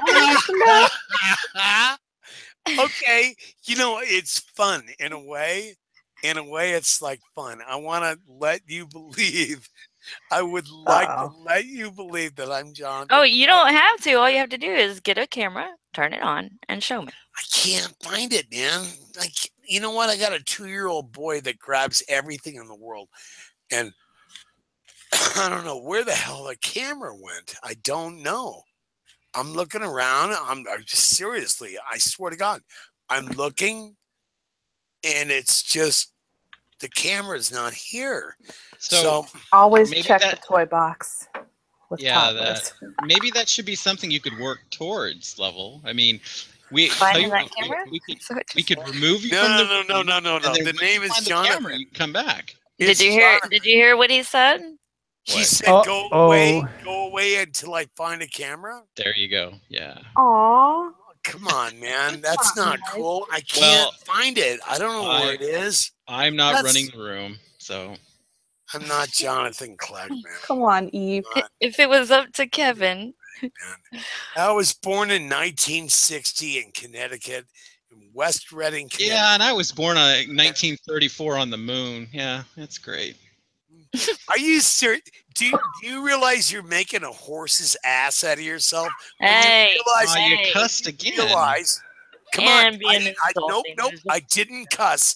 Those words are in the Bible. They're in the Bible. That's true. Well, I did not cuss. You were being a bit insulting, though. That's, you know, you don't. No, you just calling me, like telling me I'm a liar.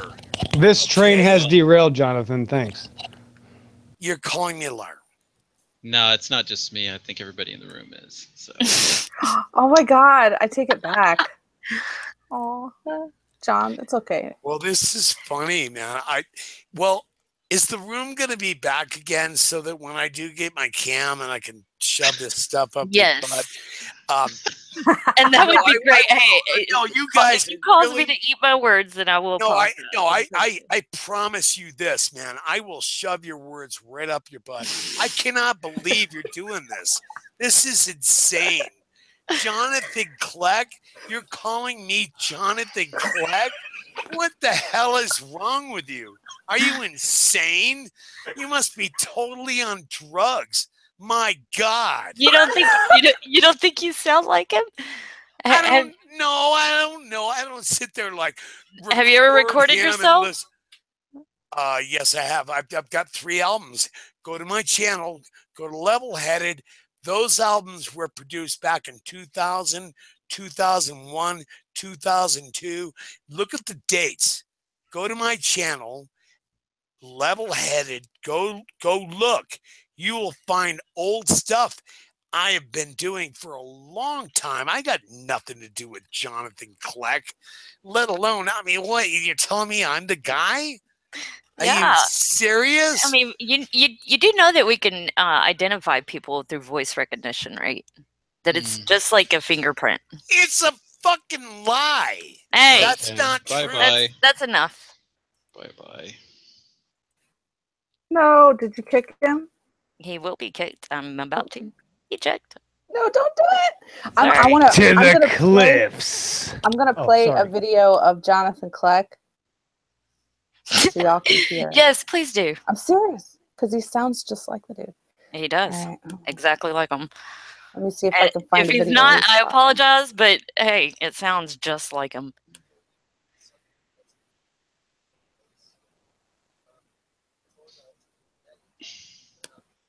Okay, I think I found one that's, well, this one's not the greatest. Hold on.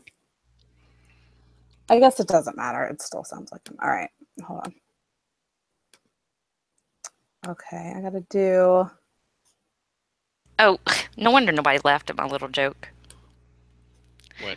Mike was on mute again. I was telling Tanya not to be using her confirmation bias because she was like, "This one's not good enough." Okay, I have a video where he's talking. Okay. Oh, is that him? Oh, joy. Yeah. All right. Let me. Volume turned up. Okay, I'm gonna hit play. Wait, where'd it go? Okay, here we go. Repent. Wait a minute. There's Wait, you gotta turn it up too, if you can. The enemy's coming very quickly. Behold, Is that him? Wait. hold that fast which thou hast, that no man take thy crown. No, that's a voice simulator. It's like an audio or something. Yeah. Behold, I come quickly. Blessed is he that keepeth the sayings of the prophecy of Can you like fast forward it a little bit, Tanya? this is the best video. Hold on. It's not the deep voice guy. That's not what I'm talking about. Hold on. All right, let's see. Yeah, because it's like totally different voice right there. Okay, come on, John. Where are you, man? Is this him? No. Shoot. Well, I have to go and get me a soda. So I will be right back. Okay.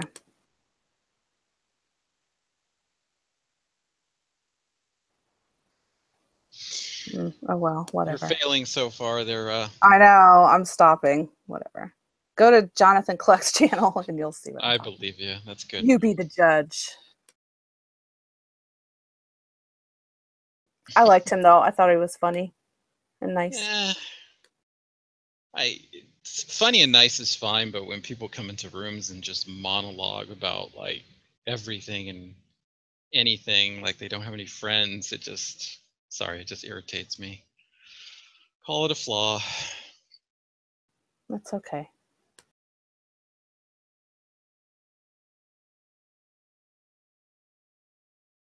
So Pillbox, like where do you live? Do you live in California?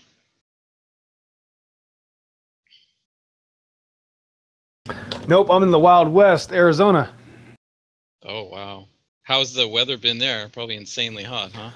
Well, it is hot, but it's been actually really good lately because I'm in southern Arizona, so we experience very large monsoons for a couple weeks straight, so there's a lot of rain. It's been pretty nice up here, actually. Cool. Right on. Just north of Mexico.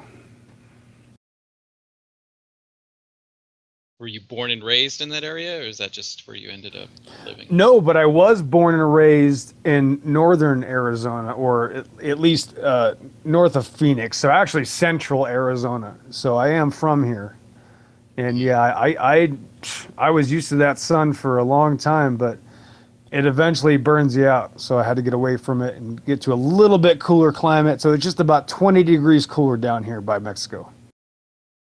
So you're used to the whole dry heat of like 120, 125 plus degree weather? Yeah, there was a few 120 days. Yeah, they were terrible. And yeah, the dry heat to me is much worse than humidity. With humidity, you can get evaporation, which of course leads to cooling down. So the evap coolers work a lot better. But yeah, the dry heat is terrible. Yeah, I know what it's like to be in 120 degree heat. You just feel like you're melting. Okay, I'm back. I'll tell you what, though. I mean, there's nothing better as far as geological surveying. This area is flat as a pancake, and there's literally 10,000 mountain ranges around you anywhere you go. You know, I drove to New Mexico, up to Colorado, around to Nevada, you know, across the Four Corners states, and that's all we did. This was 2.5 years ago. That my first big revelation to the shape of the earth was traveling across the earth and just looking at it and going, oh my God, we're on a flat plane. So yeah, if you can find a flat area, it kind of seals the deal for you. Oh, Pillbox, you crack me up.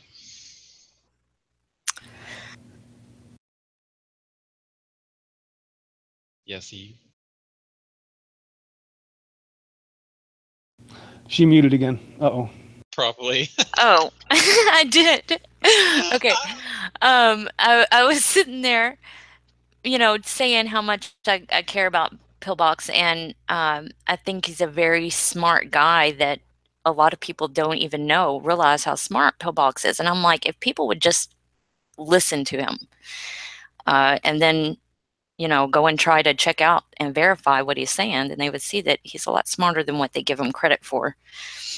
And I love you to death, Pillbox. So, and I think you make great points, and I think that, you know, you're very good at demonstrating the flat Earth and how flawed the Copernican model is. Wow, that's crazy. And I hope Tanya understands this, but you know, a few years ago, I gave up on Eve Real as far as trying to help her understand reality because she's too smart. Because people that are too smart, you can't change their mind. And I give up on people when I know, well, you know what, they're just too smart. And now we come full circle here. And now I want to ask people, do you think Eve is stupid? Do you think this person doesn't, you know, care about what she believes? She's the last person that's going to let anybody tell her what to believe. And she clearly has come to a conclusion, not because someone told her what to believe, but because she can use her own eyes and she has her own ears to hear with. And this whole argument and this whole conundrum and this giant debate that's going on has nothing to do with other people convincing people. It has to do with the individual themselves going, you know what? I'm going to put down all these things I've been told to believe, and I'm going to look at these things for myself. And that's what she did. And that's why she is now probably hated a lot more than she was loved before. She probably has gained a bunch of enemies, or at least a bunch of people that don't respect her anymore, because she has changed in so many ways now, as she is able to think for herself now. And that's what this is about. Flat Earth isn't about letting people tell you what to believe. It's about letting yourself be honest with yourself. And that's why it's not for everybody. It doesn't just happen overnight. It's not something that happens in 25 minutes. It takes time. But really, it has nothing to do with other individuals. No other individual gets the credit for where you are right now, unless there's some abusive scumbag that's a brainwashing, you know, control freak. Other than that, people are where they are because they want to believe there. And when you want to believe the truth, you are going to believe the truth.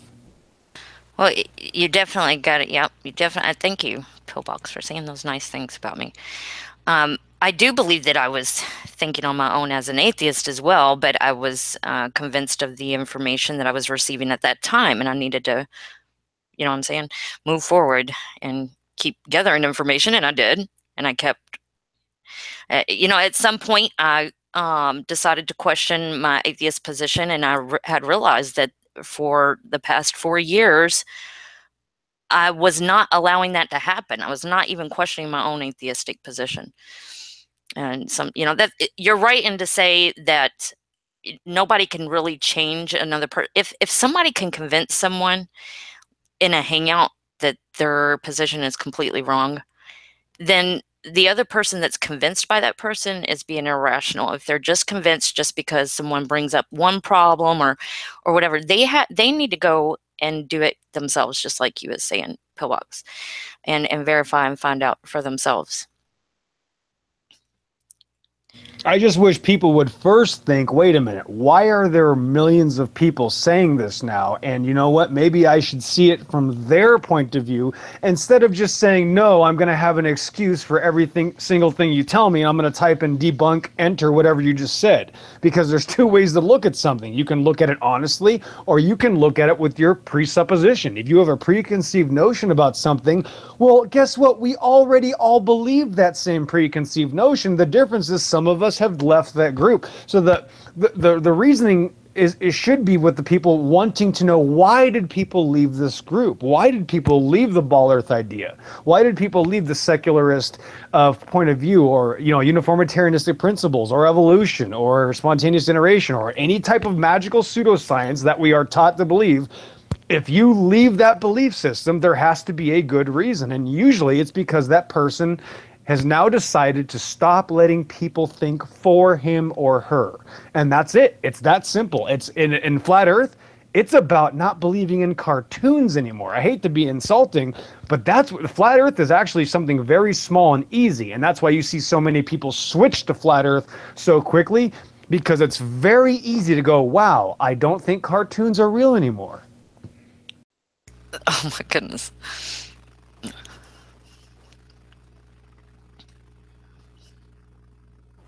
I mean, I look at it like this. I mean, I spent 30 years researching the military-industrial complex. My father raised me on watching videos of war. In fact, the real footage that they used to show, on the Discovery Channel and History Channel. He was a baby boomer, born in 45. He wasn't interested in playing the cartoons. I had to watch all the stuff my dad wanted to watch. And I remember him bringing home the model airplane of the space shuttle on a 747 from my grandfather, who worked for Lockheed Martin. So there's no excuse for anybody else that thinks they're, oh, I know this or that. I mean, I was indoctrinated by all of that stuff since the 80s. We were all taught to believe all this nonsense. It's about letting go of the lie. It's about now starting fresh and going, wait a minute, what is truth? And I'm telling you, there's nothing better than truth. There's nothing better than, for me, I'm kind of weird because I love it. When it turns out I've been lied to, I get happy. When other people find out they've been lied to, they get very sad. So I know it's difficult for other people. It's not going to be like this for 99% of the population. And I feel bad that I can't just turn a switch on and make people go, oh, I don't want to fall for a lie anymore, or I want to believe in real science instead of stupid, pseudoscience. And that's what this is about. This is literally about understanding what real science is, not using numbers to hide theories. It's literally breaking out of a cage or a cell or a jail that you never knew you were in. That's the thing. I mean, what did she say about freeing slaves? She could have freed a lot more slaves if they had known they were slaves. That has not changed. That has never changed. We are still in a enslaved, indoctrinated hierarchy of peasants to kings. That's never changed. You're still all a bunch of slaves, and in fact, all of you use slaves to get your food. Still, to this day, slavery is a very normal part of life. But mentally, I don't want to be a slave anymore. I want to just understand my creation. And as God says, he is clearly seen in his creation. So God thought it was pretty important enough to talk about it.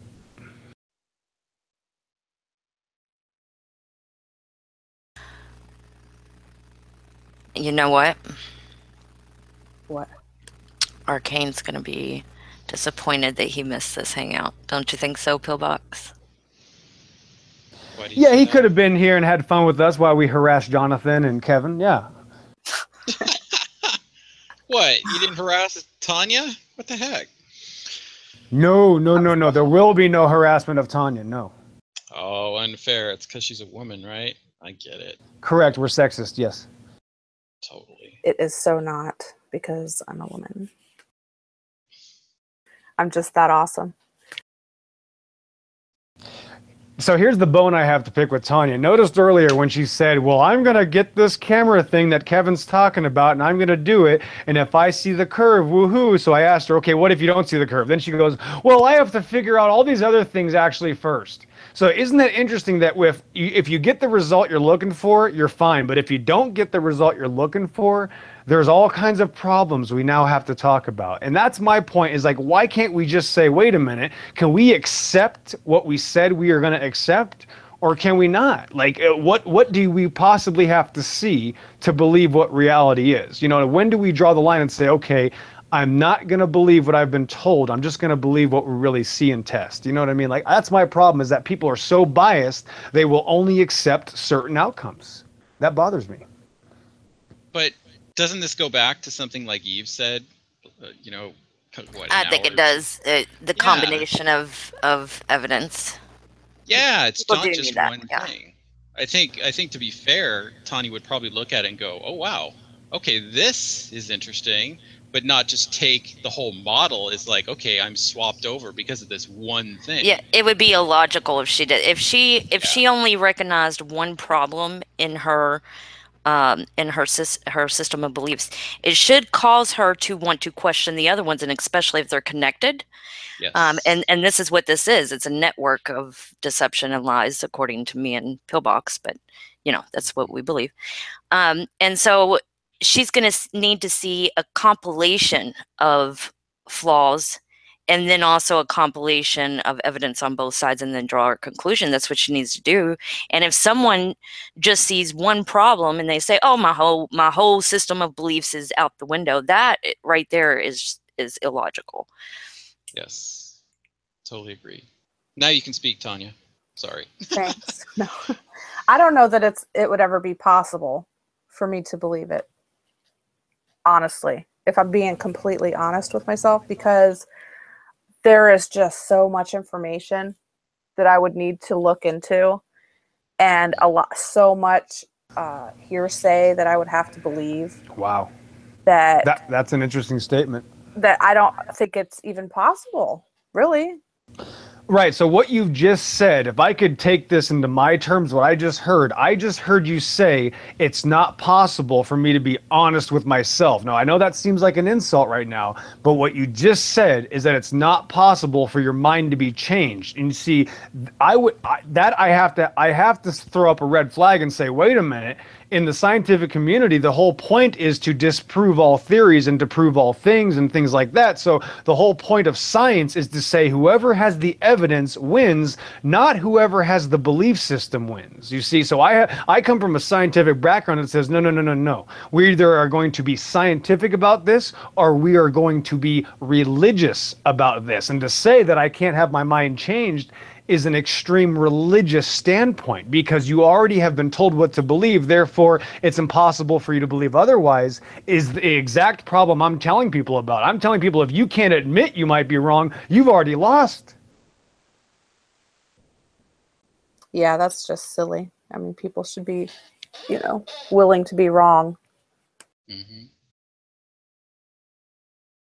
And to be fair and to be accurate, I think what Tanya was saying was that she doesn't think that could happen. And correct me if I'm wrong, Tanya, you and I are, I think, in the same camp, is that I think you realize, as I do, that the amount of things that would have to be incorrect across the board for, to switch from essentially a spherical model to a flat would be just wow. A lot. Yep, that's where I find a problem, because basically what you're saying is it's not falsifiable.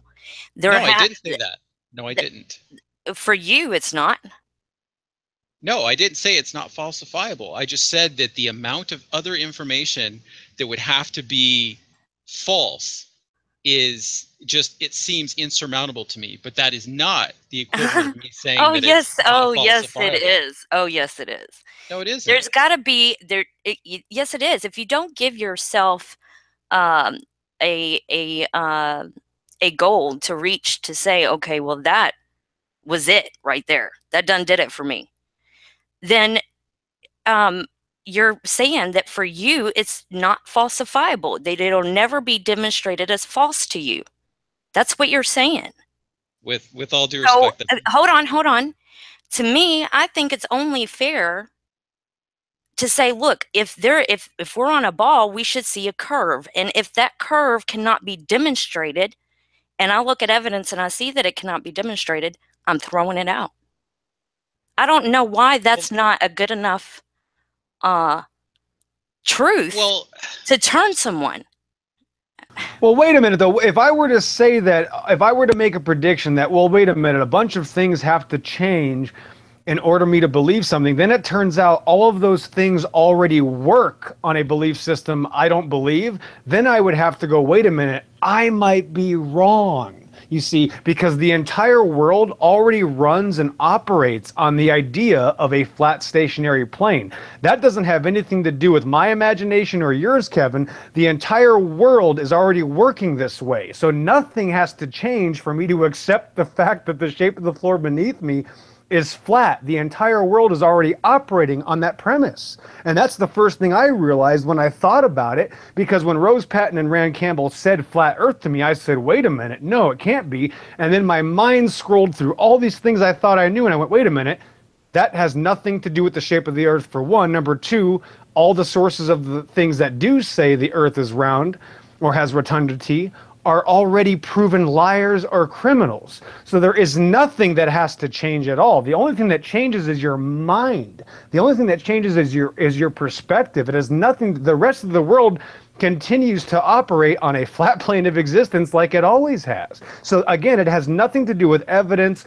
or equations or ideas. It has to do with what you believe. That's like when they say, well, there's so much curve and it's so big you can't see it because you're so small. That doesn't cut it. We are not that small. We can use planes these days, and we can go up in the air and see it. So all these are just excuses to ignore reality, and I'm sorry, I'm not buying it.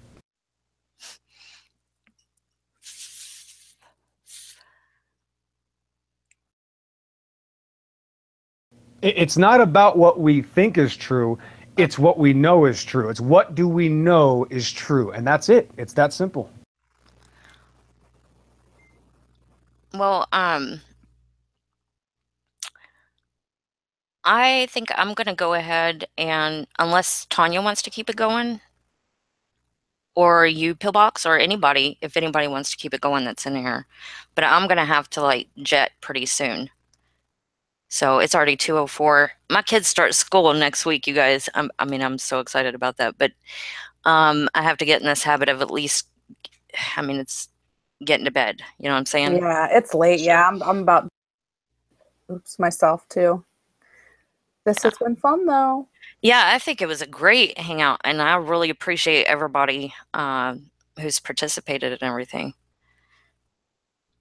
So let me just ask one quick little thing to end this off with. Then, Tanya, what is your thoughts on the Bible now, Tanya? Since you've come to many different things, and I don't know where you're at. No one has a right to say where you're at. Tell us where you're at when it comes to the Bible, when it comes to the most important thing we've ever been given as humans. What do you think about the Bible, first of all? Okay, well, my position on the Bible has changed significantly from when I was a Christian before to how I am now. Before, I used to think I had to believe the Bible was 100% the Word of God, or I couldn't believe anything it said. But now I don't think that way. I think that the Bible is not all the Word of God. I think the Word of God is in it, though. And there being some issues with like translation and things that aren't like salvation issues. I'm not too concerned with, if that answers your question.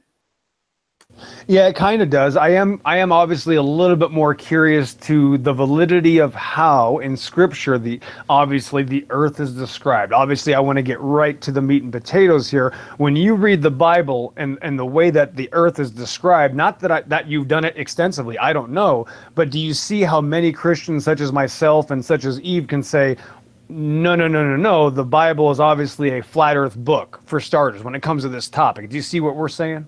I do. And that I believe is why for, you know, a few hundred years, I think, at least, everybody thought the earth was flat. Like that's just the way, that was just what everybody thought. And a lot of that probably had to do with, you know, what they could see and then what the Bible said, because the Bible did describe, you know, seeing the earth as if on a page with four corners, stuff like flat. In other words, there's lots of, you know, so, but you know, the Bible just also says it could be a sphere. I know that word is debated. Circle. You're looking for circle. Yeah, sphere is not okay. But I mean, so it says that it has four corners too. So I mean, I don't really. Well, and a circle can be a flat disc. Right. So, you know, it says a few different things about what the shape of the earth is. So I don't feel like. Well, does that matter? Would that matter? Like Tanya, like if you did come to the conclusion. Right. Okay. So that doesn't matter though to your belief system though. Right. No, not really. Okay. Fair enough. Right. Thank you. Right. But for you, it would matter if you could see it being demonstrated in reality, right? Well, yeah. Okay. Because both sides favor the flat earth. I'm just saying. Okay. All right. Well, and with that, let's end it. Is that okay with everybody? Fine. Ladies and gentlemen, the earth is flat. Read your Bible and believe it. Thank you very much. Amen. Praise God for his truth. Later. Good night. Peace out, players. You're such a dork. Oh, wait. Oh, we're okay here.